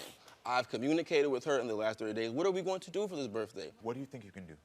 Talk to my daughter about it. I don't have to ask her. I can FaceTime my daughter and say, what do you want to do for your birthday? What do you want to do? How often are you going to things. FaceTime your daughter? Every day. What's the schedule you have in your mind? Every day. Okay. Every single day. She wakes up and goes to school around 8 o'clock, and so I can call her in the morning. I get off at 5 or 6 o'clock, and I can call her in the afternoon. Are you going to do that and actually create a positive pattern with her? Yes, so I am. Where she's like, okay, my daddy, all right, I know my daddy's about to call me. All right, I know my daddy's calling me after school, because she'd be hyped and happy to talk to you. The best thing for you all to do as co-parents is for you to clearly write down the best boundaries and the best things that you can do to be there for your daughter. You give that list to her and say, this is what daddy said he's going to do. But can I ask your And advice now, on something? sure Mom? you can. What do you suggest that I do when it comes to the financial situation? Because, like I said, I'm never going to close the door on their relationship. That's on the it. I just only paid it last problem 30 days. I have Thank you. with him. Yeah. You said what? Somebody said child support. I said I wanted, and I just paid it last 30 days, so let's And check when the was next the 30 last days. time? A long time. we a long moving, time. Okay. It's a bunch of money But I we owe. moving forward. I've admitted that. I just caught myself. that's- We moving forward, though. So, okay, let's see what the next 30 days is going to bring. But again, it's really, again, about tracking the behavior. He's admitted that he hasn't paid before in the past. He's admitting and saying he's paid this last 30 days, and he wants to continue from here on out. The thing is, I'm going to give you the benefit of the doubt that here on out, but these things have to be set in stone. So if you need to add on a second list of saying, listen, you need to give me a payment on the first, this is the amount, that way you two don't need to communicate. Both of y'all need to write it out. The most important thing is write it out for your daughter. Yeah. Write out what you're gonna do. And that's for you. Write out, daughter, I'm gonna do this, this, and this. I would take the steps to write them out first. Yeah, I would take write those it out steps for her and instead let her of know her and give it to her. And then that way she can say, okay, I'm holding dad accountable to these And things. she would appreciate that. She would appreciate that a lot. At the end of the day, I think that you both want the best for your daughter. I think that y'all, the communication and the anger between you two has unfortunately bled in on your part into your daughter. And I think that if you don't want your daughter to turn out to be the woman that I just showed you right there, I think you will continue to make the steps that you've already started to make. Just continue for your daughter. You hear me? I think y'all can do this. All right, listen, everyone, we'll go right back after this. All right, everyone, please welcome Kyla and her daughter, Nalea, to the show. Hi, Kyla. Hey. Hi, Nalea. So I first of all want to say, Nalea, how are you doing? You look so pretty. I'm doing good. So I got to ask you, how's it been with your father? It's been really good. He's doing better. Good. So does he call you every morning before school? Because I know that's one of the things he didn't do before. Yes, he does. Good. How does that make you feel when your dad calls you every morning? Happy and joyful. Oh, you are adorable. Can someone get this little girl a modeling contract? And then get her signed up with NASA because she's about to be a scientist too? I'm all about like her being a model and a scientist. That's me. Nalea, what is your favorite thing about spending time with your dad? Probably play fighting him. Oh, that's cool. Y'all just have little pay fights? That's adorable. Yes. That's the. So it sounds like he's starting to take those baby steps and step up. How's it been for you with Josh since the show? He is, and I definitely see a change in his attitude. He even contacted me without me having to ask him, and he asked if we can have a situation where he pays me $100 a week. Good job! On Friday. So, and he gave me my first 100. So, you know, like we said, steps, and he's definitely taking the steps that we spoke about on the show, and I'm proud of him. I'm proud of him too. Listen, for me, it's all about like taking those baby steps because that's what gets you to where you got to be. You know what I mean? Growth doesn't happen overnight. Exactly. Well, it's time to talk to the man who's had this growth and see how he is. Let's everyone welcome Josh to the show. Josh, Hey, Karamo, how are you? I'm good. How you doing? Thanks for having me again. Of course, of course. So, what did you think when you saw yourself back on the show? Honestly, well, first I would like to say thank you for just giving me that outside perspective, just to see how I looked from my child's perspective, from her mom's perspective, you know, and it was not a good look, but it was definitely insightful moment to just make that complete 180, or at least make the steps to, you know, begin making that 180 turn. I am so thankful that you were willing to be on my show and be vulnerable enough to share your side, and that you're taking the steps now. Because like I said on that day on the show, this is about your daughter. Like, you know what I mean? You're grown, I'm grown. Oh yeah. You know, and the only thing. I completely understand that, and not to cut you off, but I do want to apologize for that because I do understand your reasoning for having us on the show, just to not to highlight my negativities or to highlight my bad character traits, but to just put that shine on the overall perspective and the bigger picture, which is my daughter at the end of the day. So I do want to apologize for that. Thank God. I appreciate you saying that. I do appreciate you saying that. So, Josh, I got to say. Our family's been so much better since. Thank you. You're welcome. You're welcome. I got to tell you this. I'm just so excited for you because that day on the show, even though you coming for me, I still saw the man that you are, and I believed in you. I really did. I really did. Looking back at everything, I can definitely say being on the Karamo show, having you take the time out of your day to have us on there, highlight our issues or whatever, it was definitely something that saved our family. Oh, it's going to make me And cry. I can agree with that. Thank you, Karamo. Yeah, it warms my heart to know that you took the steps to co-parent, to be in your daughter's life, and just let y'all know that is what the Karamo show is about. It's about talking and growing, and we are seeing the growth right here. So thank y'all for giving me this update. You made me tear up. Very few people do that, so I appreciate you so much. Y'all be blessed. I'm so happy for y'all. Thank you so much, and come back next time, friends, so we can keep talking and growing. I love you all so much. So, I want to start off right now. There's tension between you and your daughter. When did that start? Well, Karamo, I really need your help really bad with this girl. She's working my nerves. Like, she really hurt my feelings a lot, all the time. Like, I'm just tired of her. And it first started when she turned 18. I don't know, she just flipped. She just was a whole different person, a person I didn't even recognize. Wow, what do you mean when you say she's reckless, though? Reckless because her mouth. She, like, called me, when she turned 18, she was calling me names like bees. I don't want to say. Oh, yeah, okay. And She's calling you the B word? Yep, and telling me I was a bum and I was broke. You are her mother, and she's calling you the B word and telling you that you are broke and other things? And a bum. What? How old were you when you had your daughter? 15. 15. What was that like for you? Horrible. Why? Family. Be a bit young. That's why. Did your family support you? I guess you could say that. I guess you could say that to a degree. I didn't like neglect all the way, but yeah, to a degree. There's still some pain there. A lot. Yeah, I can see it. Well, what's causing that pain from back then? just being neglected from my mom, my dad, and then family all together. And now my daughter, she want to do the same thing. So what happens when you try to talk to Kaisha about her behavior?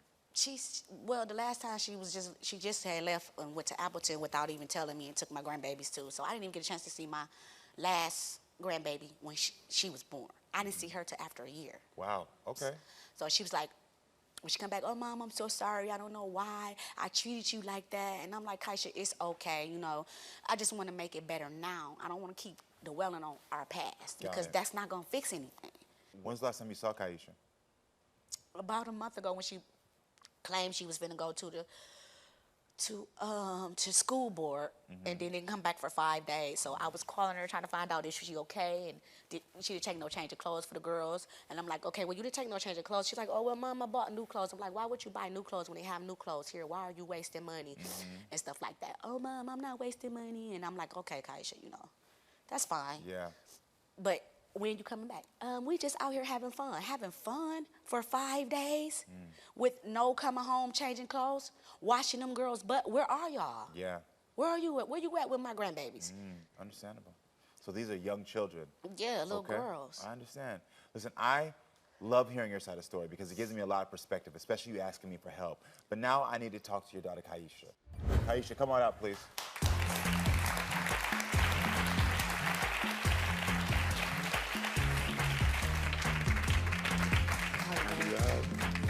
Thank you for being on my show. Please take a seat. Kaisha, so I can see that you don't want to sit next to your mother. Why not? Because everything she's saying back there is a lie. You don't listen to me, you block me out, you cut me out your life. And you called CPS on me. And I have not ran to you when the CPS got called to me because of the schools. And that's what you don't get. They called because my child had eczema.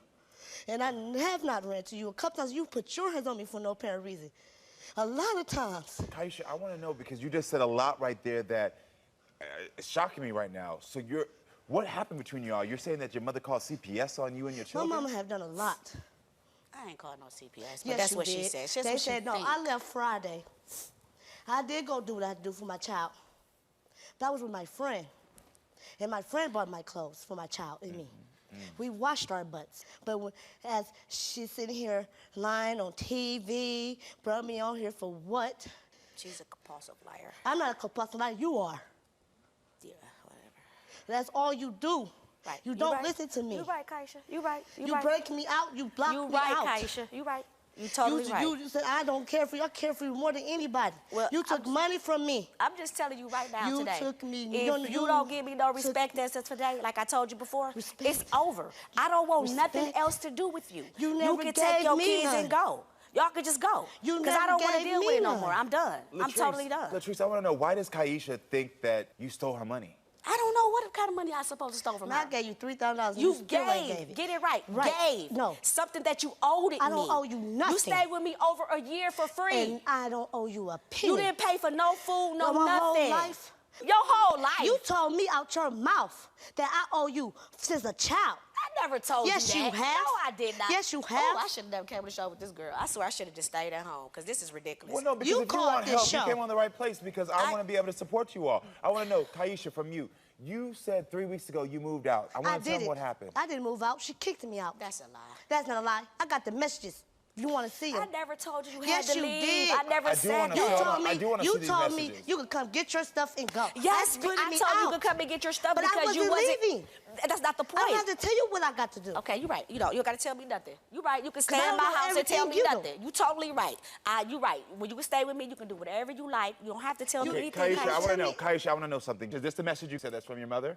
It says, I'm not your mother. I don't want to be your mom, and I will not claim you. What could possibly make a mother say that to their child, Latrice? She's been saying that in her life. Because that's how she is. She's a liar. No, you are. Well, I'm just asking you, and understand, I'm not making, there's no bad guy right here for me right now, so I want to make sure that's clear. I'm just trying to understand. I'm reading a message where you said, I can't take this no more. Hold on, I'm seeing another one that says you called her, Kaisha, a dummy and a stupid B word, and a stank.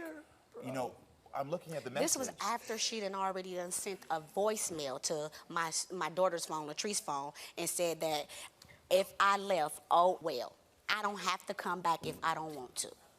But lying, bro. This is She's my thing still right here. lying, This is bro. my She's thing right still here. lying. Latrice, did you really text your daughter the B word, I hope you die a slow death? I did because of what she had been saying. Oh, Lord. I never said nothing like to you. I never wished you dead ever in my life. Her side of the story is not all true. Listen, no matter what pain we're in and no matter what we're going through, I can't imagine what would bring you to say to your child you wish they die a slow death. Because she has done that to me. Oh, Sarah, she called the police on me I don't know how many times trying to send me to jail. Danger. Kaisha, why do you think your mother sent I those was texts? supposed to be around my kids, around her. Because she done harmed me. Multiple times she done tried to kill me in my bed before, in the bed. Don't even baby? Mom, you done hit me with my kids in my arm. Now you want to lie? Yo, baby, I tried to kill your baby. You done tried to hit me with my kids in my arm. So you want to sit here and lie on television And I told you TV. to put that baby down. And I told you for what? Because So we're not finna your fight. mouth was too slick. And yours is as well. And I'm your mom. Kaisha, I need to know from you, what goes through your mind when you read your mother's messages like that? That it hurts. It really do. Because I had never told her I wish she did. I never told her I would do that. I never can have a good conversation with her without her having an attitude or something. She said, I'm always having one. And then she said, nasty, say, let's see, I cleans up. I cleans the dish and I clean my hands every time. So I don't see how I'm nasty. Anyways. And the respect that she still here lying on this couch is getting on my nerve right now. Well, this is the thing. You said also that you think your mother called CPS. Latrice, I want She to ask you. did, because that's did the same you call thing. CPS? She the only person, she the only one that know I left Friday. So why would you call CPS on your daughter? I didn't call CPS on her. I don't know why she feels that way. This is not the first time. She was just at Appleton. They just tried to take her kids there. When she first had her first baby, she came to me, Mom, I got to get away from there. CPS on their way. Okay, fine, Kaisha, come on in. You come on in. You can stay for a year. I thought she was trying to get her house, so I didn't ask her for no rent because I thought she was saving up her money. But instead, she was giving her money to her baby's dad. Kaisha, That's a lie. Kaisha, I can see That your is a anxiety lie. and everything in your body language. What do you think then is the problem between you and your mother? That she cannot stop talking the way she talks to me. She try to control everything I do. I never respect this lady. She always been doing a lot of stuff to me that was wrong. She talked about I left at 18. She put me out at 17. I was still in school. Girl, you was 18, I was 17. Kaisha. You was 18. I was 17. You went to jail when you was 17, love. But we moved. Don't And call you me- had turned 18 already. You said, love, but you don't want me to call you mama. No, I don't. Why would you tell her not to call you mom? Because I felt like she don't care about me. She called the police me on 3 times. For what? I didn't even do anything. What else you did do, mama? I didn't even do still nothing. lying, bro. I went and got my 2 grandbabies. And she went to the hospital with the last Not letting baby. me talk. And I she said... thinks she's right. I'm letting her keep thinking she's right. And I said... she's right. She let me keep the babies. And then she went into labor. The babies was soaking wet from head to toe. Soaked and wet because they was in the rain.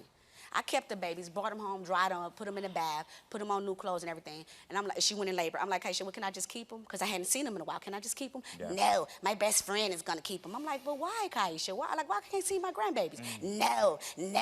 And then next thing I know, the police done came to the house. See, I know you've been trying. I know you've been trying. Hold on. Hear me out, Kaisha. I know you've been trying, and Kaisha, what you've been experiencing is your truth as well. What's happening here is that there is a cycle. These are generational cycles. And I'm going to tell you, start off with you. You were 15 and grew up in a broken home. And you had a child and you lost your childhood. You lost your childhood. And you never had anybody in that house that cared about you and loved you and showed you what to do. Am I hitting it on the nail? Yeah, that's correct. And it hurt you. It hurt you. And it's confusing me why she's that way now. So let me tell you something. You tried your best as much as you could with the knowledge you had to try to be there for her. But what happened is you truly didn't have all the knowledge. No, you I truly didn't have all the tools. No, I didn't. And what happened is unconsciously, the things that you went through in your childhood house, you brought into the house with your daughter. When I look at those texts, those are messages that you got from family members. Those are things that made you feel like you weren't worthy. You told me right here. You brought that into your house because you didn't know any better. This is my thing. When I didn't do none of those things, though. I was trying to break the cycle. Hear me out. You think you were trying to break the cycle, but you didn't. And it's okay. You tried to break the cycle, but you didn't have the tools. And so even right now, you're like, I tried to, but you gotta acknowledge I didn't break it. Because if you would have broke it, I would have never been able to read a text like, daughter, I wish you died.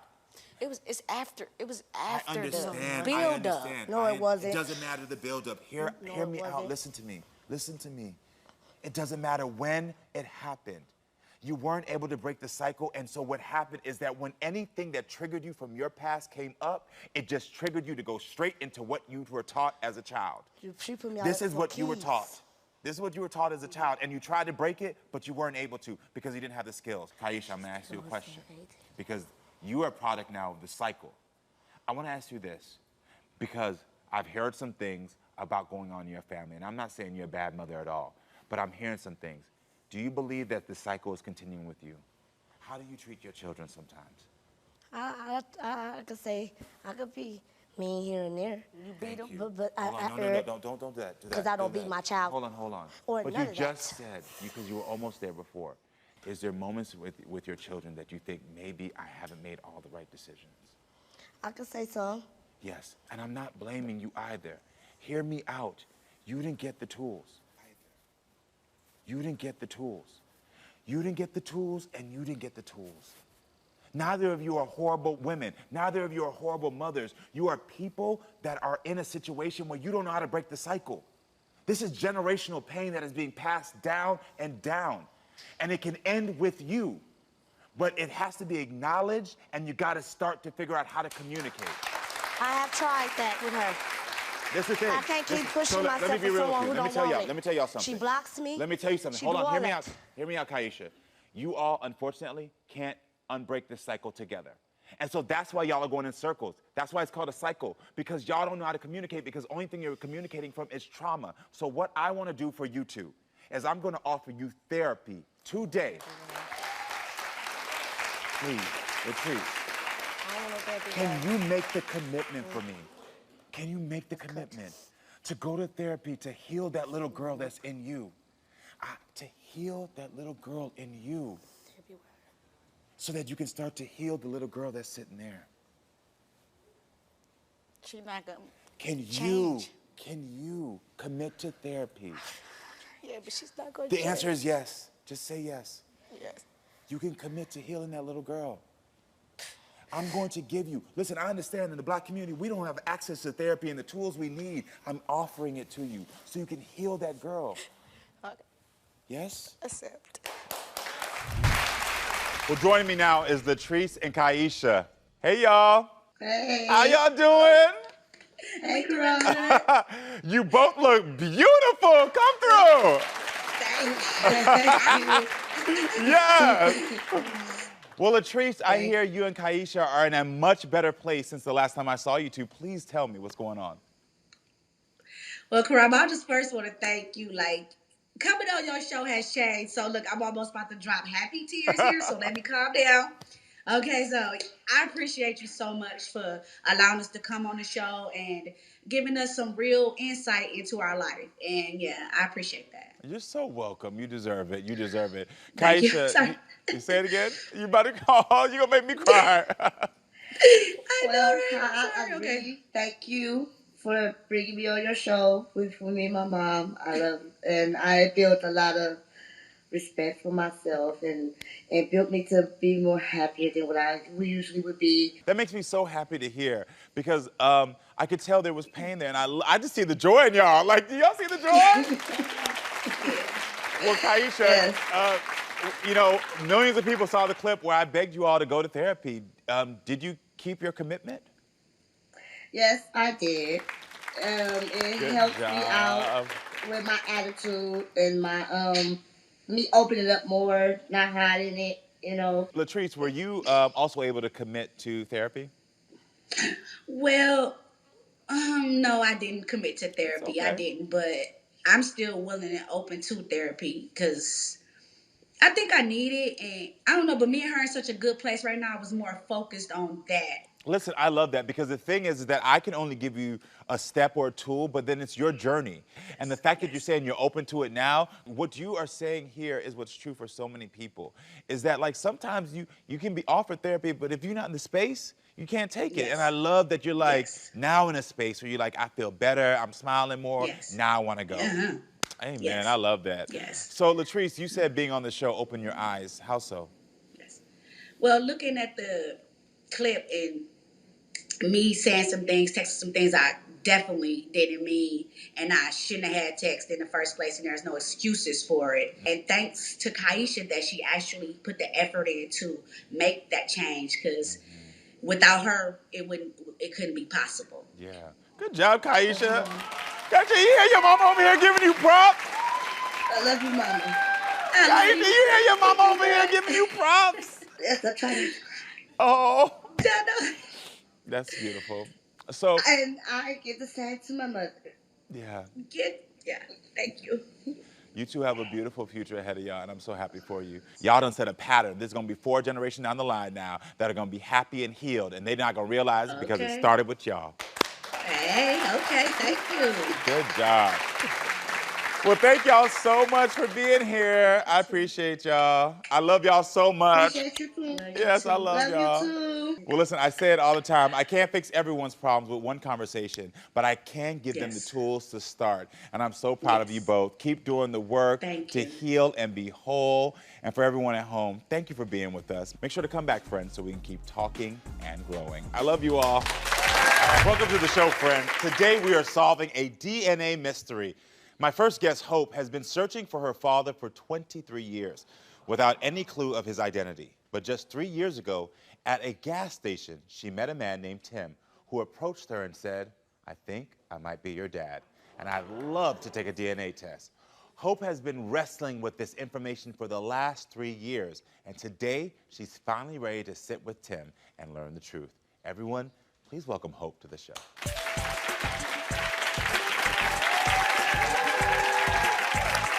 Hi, Hope. Hey. Well, isn't this yellow pretty on you? Yes. And the bling? Work. I live. All right, Hope. Tell me about the day that you met Tim at the gas station. Okay, so my husband at the time, who was my boyfriend, was telling me about this dude named Tim. And he was saying, oh, how much I looked like him, how we had similarities in our eye color and everything.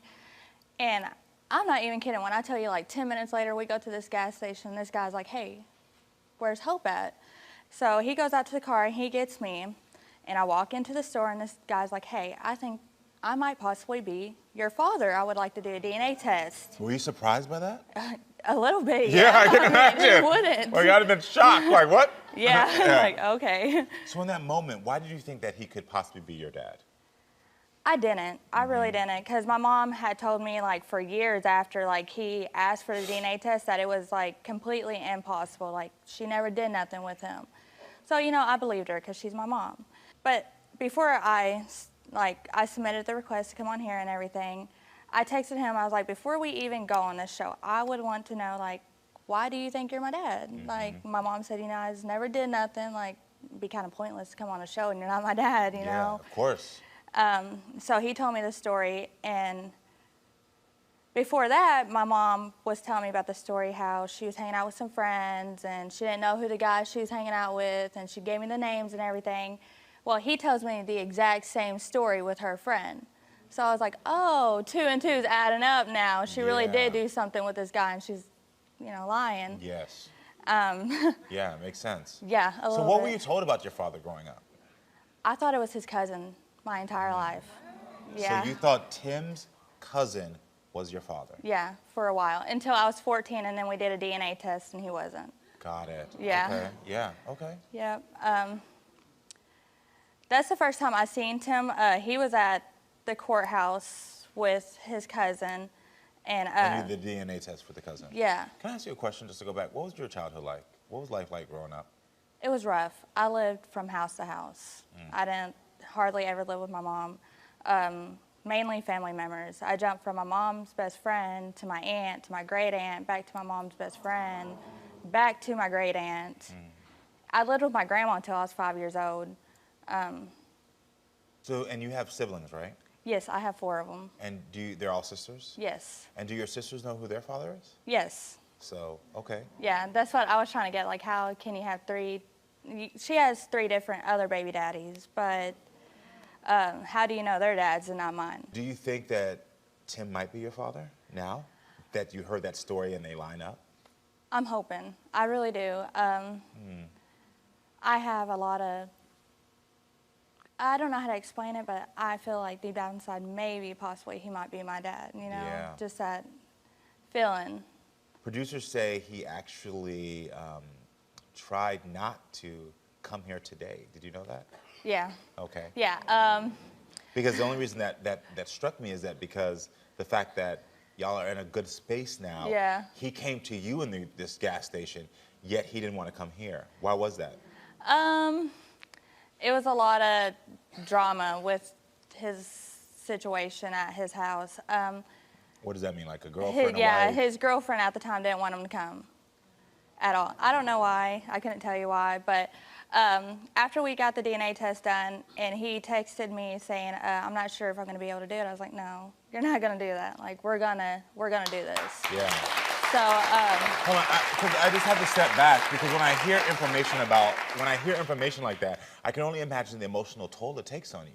Mm-hmm. What was that doing to you emotionally and mentally? It was a lot. It really did hurt. Like if I could explain it, it felt like my chest was probably just shattering into a million pieces. Because you know, I wanna know, you know. Yeah, I'm sorry. But I wasn't gonna let him back out. So I pulled up at his house. Yeah. Me and my husband, and we pulled up and we told him, like, "You're coming. You're coming with us. You're not I love backing that. out. Yes. We're not doing that." Yeah. I'm proud of you for that strength. I'm proud of you for that strength. You know, Hope has spent the last 2 decades trying to find information about her father until 3 years ago when she met a man at a local gas station who told her he could be her father. Everyone, it's time to meet that man who was at that gas station. Please welcome Tim to the show.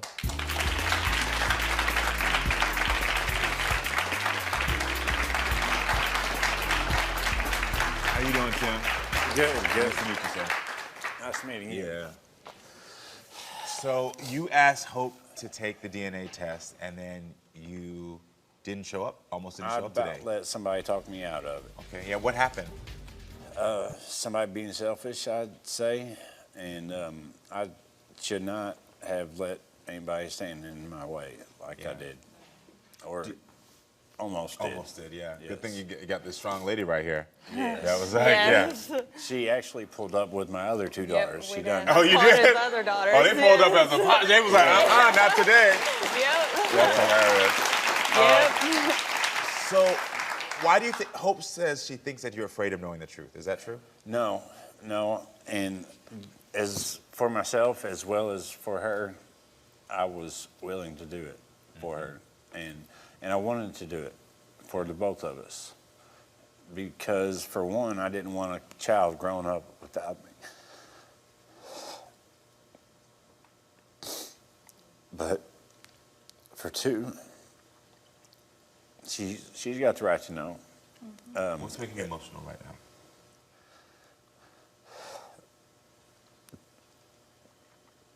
The things she might have missed out on. Yeah. And I hate that for her. But it hurts me. So part of this is also a little bit of guilt. No, I wouldn't say guilt, because her The reason I mom said had that is because you were there when she was in the courtroom with your cousin. Yes. And you found out. I'll let Yes. you go. My cousin had asked me to go, and whenever the judge ordered him to take the DNA test and everything, an aunt of hers had called out in front of the judge and the whole courtroom that she wanted me to take a paternity test. And, and I was ready. I was willing. I would have done whatever it took or I needed to do, for the state or for a situation, whatever. Yeah. And but then you waited years. That's the only reason I brought up the guilt situation, is because it's like your feeling of like she missed out, the things that she didn't have. There was a lot of guys in line in front of me. Yeah. That they had to go through. Yeah. And everything, and Is your mom? Do you have a good relationship with your mom now? No, I don't speak to her. At all. No. Hope, what were the big moments that were missed in your life of not having a dad? A lot of things, like learning how to drive and, like, small school. Yeah, changing Changing the the tire. tire, you know, school activities, like I was in choir and I did color guard, you know. And none of my family ever showed up for any of that. So it was just me. Just a lot my whole life. You said there was just to use your language, a long line of men before you. Yes. That, you know, when you were considering a dad. And you said you had 2 of them tested. Mhm. 2 of them. Was there other guys that you knew of that were tested or talked to?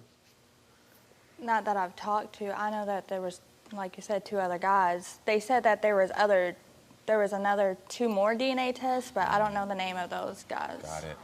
Well, listen, Hope's husband, Devin, is here in the audience. I want to talk to him right now. Devin? So, Devin, thank you for being here today to support your wife. Why do you have concerns about Tim being Hope's father? I just seen my wife cry a lot about missing out on that stuff, and I think Tim's a good guy. I just don't want to see her get hurt anymore. I don't want to see her miss out on that. I don't want to see her cry anymore. It's been a pretty emotional journey for her. Yeah. I haven't been here for the whole thing, but been here for enough of it. I just don't want to see my wife get hurt anymore. If he is her dad, I want him to be there. We have kids and stuff, and I think it'd be a good deal. I think it'd be a great addition to our family. Yeah, that's great.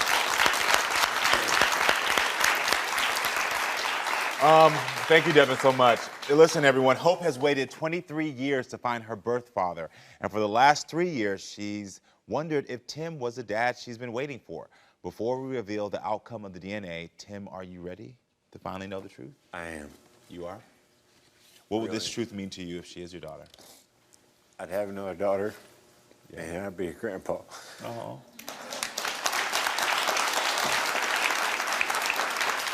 You're a very sweet man. You're a very sweet man. Hope, are you ready to have these answers? Yes, I'm beyond ready. Like, just to know I have siblings and my babies have more aunts, more family, a grandpa they can talk to, you know? Yeah. A blood grandpa. Yeah. Are you hoping he's your father? Yeah, a little bit. Yeah. Well, this is the DNA outcome. This has the answers of whether or not Tim is your father. Are you ready for this? Yeah, I'm ready. There you go. If you can open it and read out loud what it says. I'm a little nervous right now. Oh, yeah. Take your time. I understand. This is a big moment. I know that she's going to get a big hug. Either way. Okay. It says, Hope, Tim is not your father. I'm sorry. It's okay. It'll be all right. I'm sorry. Sorry. You've been set on this path that you had nothing to do with. It was your mother's choices. I want to get your husband to come down here because your wife is hurting. Can you come down here with your wife? Tim, I'm going to thank you for being here. I'm going to let them two have a moment. I can talk to them. Thank you so much. We'll see you backstage. So you can Thank see you. them, but thank you for being here. There you go, Lex. It's all right. We'll get there one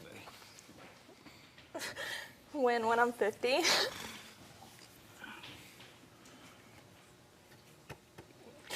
I just don't understand why she has to make it so hard. Yeah. Yeah. It's so stressful. It's just kind of stupid that I gotta find her baby daddy. Yeah. No, it's very heartbreaking for you. And one of my things for me is I hate when I see adults who have to still deal with the pain of their parents who didn't make the proper choices for them. It breaks my heart. It breaks my heart. And that's what you're dealing with. You constantly have to, you're fixing her mess from years ago.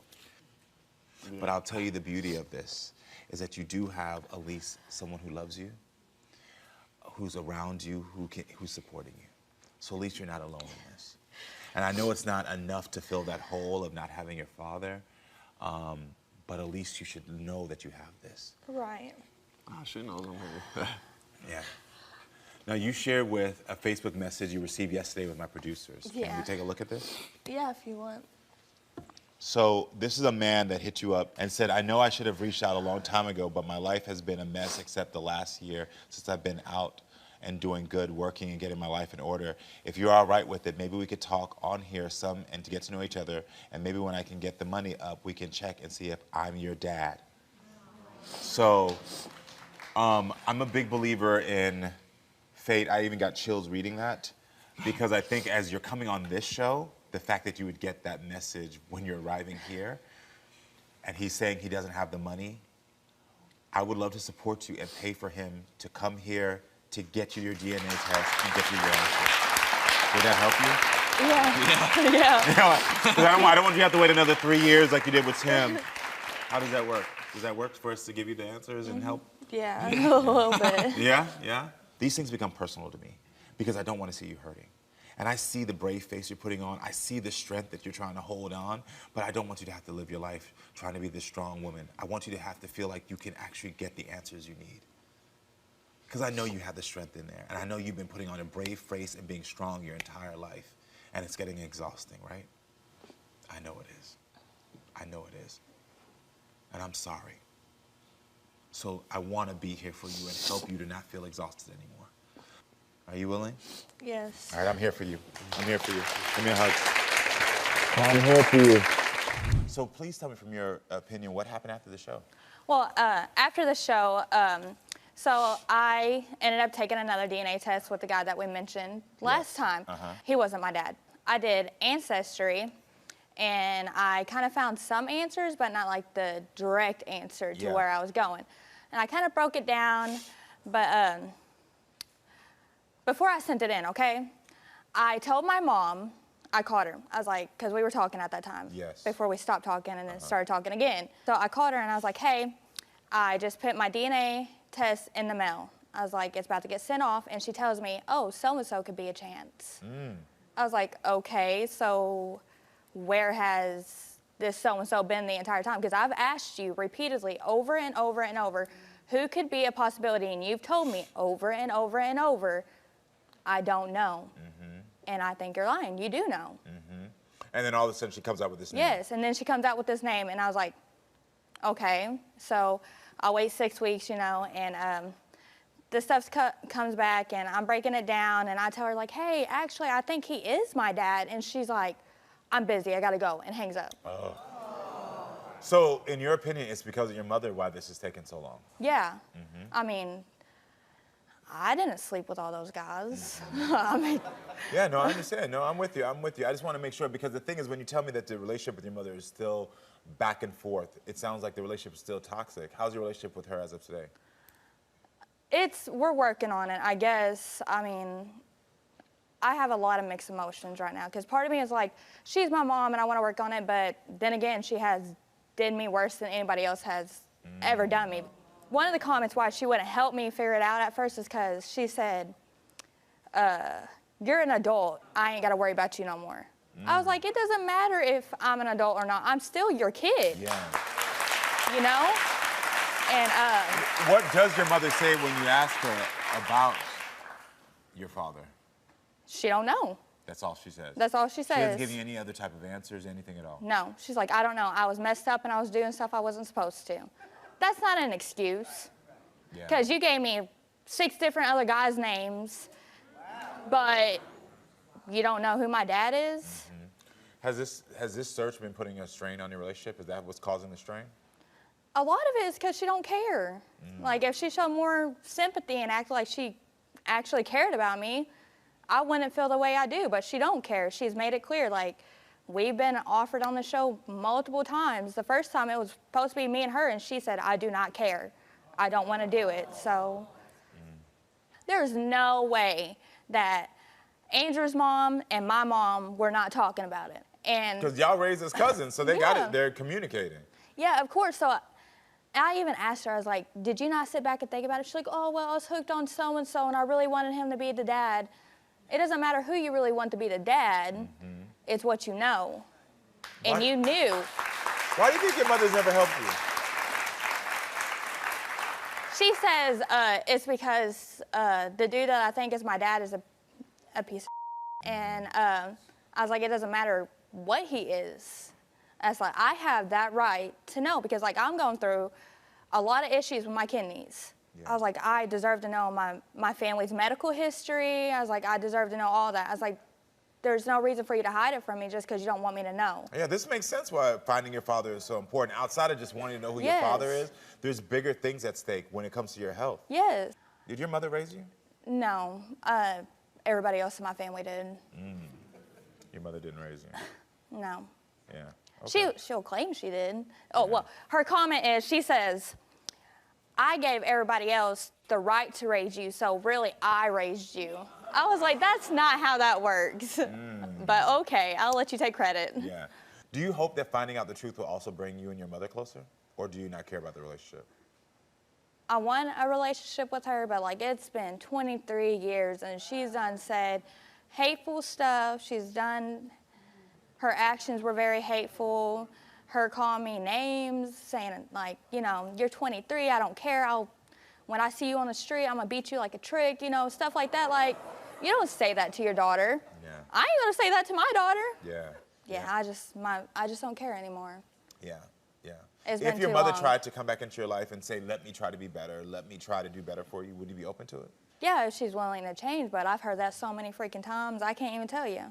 Like, are you really gonna change, or is it just gonna be for a month or two, and then you're like, I don't want nothing to do with you. Got it, got it. What has she done in the past? When I was 5, I remember I had a birthday party, and I was living with my grandma, and she came, I remember it like yesterday, she came for like maybe 5 minutes and gave me a balloon and left. I cried forever about that, because you know, what 5-year-old don't want her mom at the birthday? Yeah. And then like, you know, with her being in prison, I went through a lot. I had to go to therapy and stuff because I was just so drained because I wanted my mom. I was a teenager. I felt like she should have been there, and she wasn't. Yeah, yeah. Because she could have made better choices and she didn't, and then she still says like, I did it for y'all. No, you didn't do it for us. You didn't have to do all that. Like, you could have got a job. You could have took care of us the right way instead of putting us through all that. There's no reason for it. And she says, well, my mom was like that. I don't know anything else. I'm not like that. Yeah. I will never be like that. Yeah. Never in a million years to my babies will I ever do anything she's done to me. So you're emotional right now. What's happening? It's just a lot because, like, I hear her side, but it's like I never get to tell mine. Okay. Just because she's got the opportunity to have other people raise her and had the chances to see other ways of living is not what I was raised on. She's so quick to judge me and not realize how bad that affects me. And that's why we quit communicating, because she wants to push me away. And I'm here. I'm here. You came today. I came. She's my firstborn. She's my daughter. And yeah, I wasn't there a lot of the time. I was a criminal. I sold drugs. I went to prison. I served my time. I did my crime. I served my time. But I learned from that. And what I have for my children today, I still have kids at home. It's not just Hope. I do have other kids. Yeah. You know, and I have had a lot going on. She wants me to just stop everything and make it about Hope. And I love her. I love her to death. But I can't stop my whole life just for this matter. It's just, it still don't make no sense. Okay, so you said you had other kids to take care of. You have my sisters and then your friends' kids. Yes. They ain't your kids. We are your kids. They were my You should have put stepchildren. me first Hope, they were my instead of them. It Stop. don't matter. Stop. I'm your biological daughter. Hope. They have their mom. You pushed What me about away. Me? You pushed me away. It I wasn't. pushed you away because Yes. you caused it. There's another person here that I want to talk to and get his side of this. It's time to talk to Hope's potential brother. Yes. Let's welcome Andrew to the show. Hope told me earlier that your father wanted nothing to do with, you know, this DNA and coming here. Do you have a relationship with him at all? No. None. I haven't had a relationship with him since I was a kid. How did you help Hope when you heard that you could be related? I started texting him about the names that were popping up, but I guess he pieced it two together from her texting about seeing if he would do a DNA test, and then me asking about these names. And then at first he was saying a couple of them, and then he just said, I ain't saying no more. Got it. And He just shut down. Yep. Yeah. If Hope is your sister, will it change your relationship? No, not really. No, we were really close. You're really close. I really appreciate him. I do. Yeah. Well, listen, it's time that we solve this 23-year-old DNA mystery.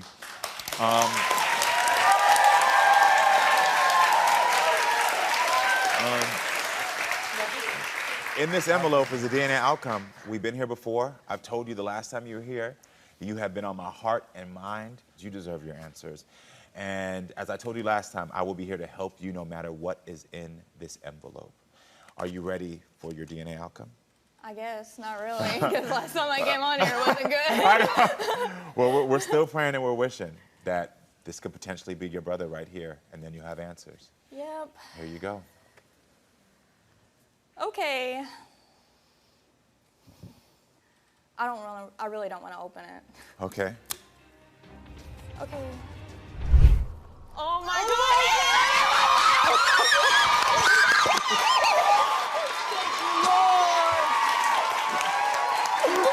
Thank you, Lord. Yes.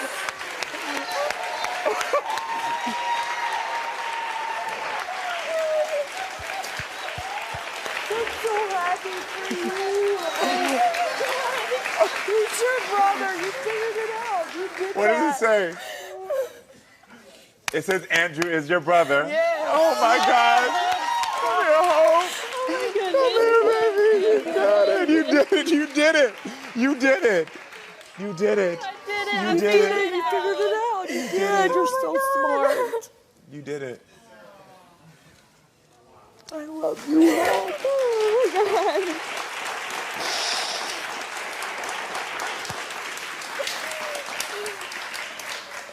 Here you go, love. You did it. I know. You got a brother. You now know who your father is. And again, like I said before, what a blessing that you were raised with your brother. You were raised. You know each other. And you said it's your best friend. What's going on in your mind right now? If it wasn't for Bubba, I wouldn't be here and we wouldn't have figured it out. Yes. If he didn't agree to coming on here and doing this with me, I would have never figured it out. Yeah. And I'm just so, I appreciate him so much. Yeah.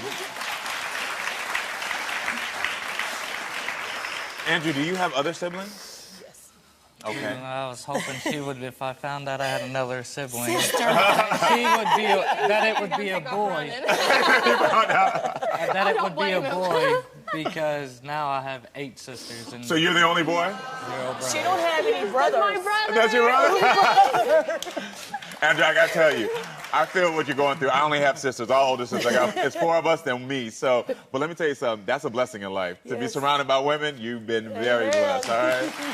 And now you have your brother. I know, if it wasn't for you helping me though.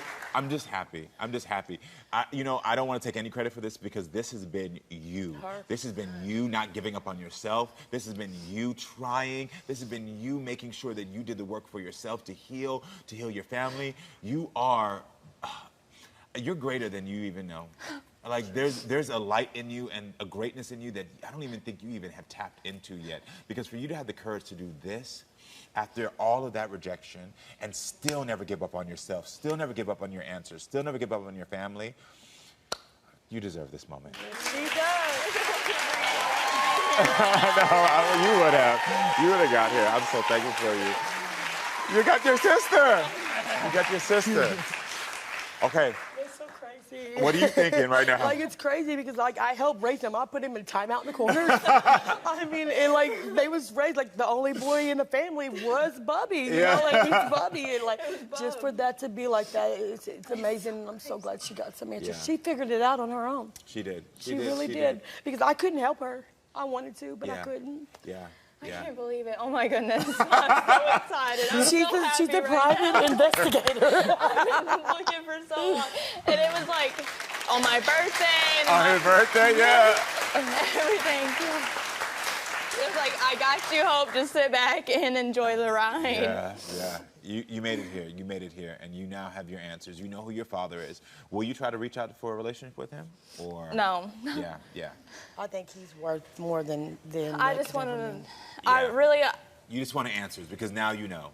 And Yeah. especially with that health stuff, now you have Andrew What's your nickname, Bubba? Bubby. Bubby. That's cute. Bubby. Bubs. Well, now you have Bubby. That give you some answers about your health. You all are able to go in together. Yes. I do think that there's a part of this relationship that now is able to heal. Yeah. Mom, the big thing I say to you is you got to just remember that from this point on, when she says she needs answers and stuff, as hard as it's going to be, you took the big step of showing up today. Yeah. She just needs you to show up. I know. She just needs you to show up.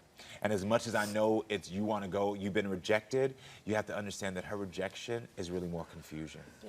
She's just hurting. And I want you to remember that 14-year-old girl in you that was hurting, that felt rejected, that's what she's been feeling.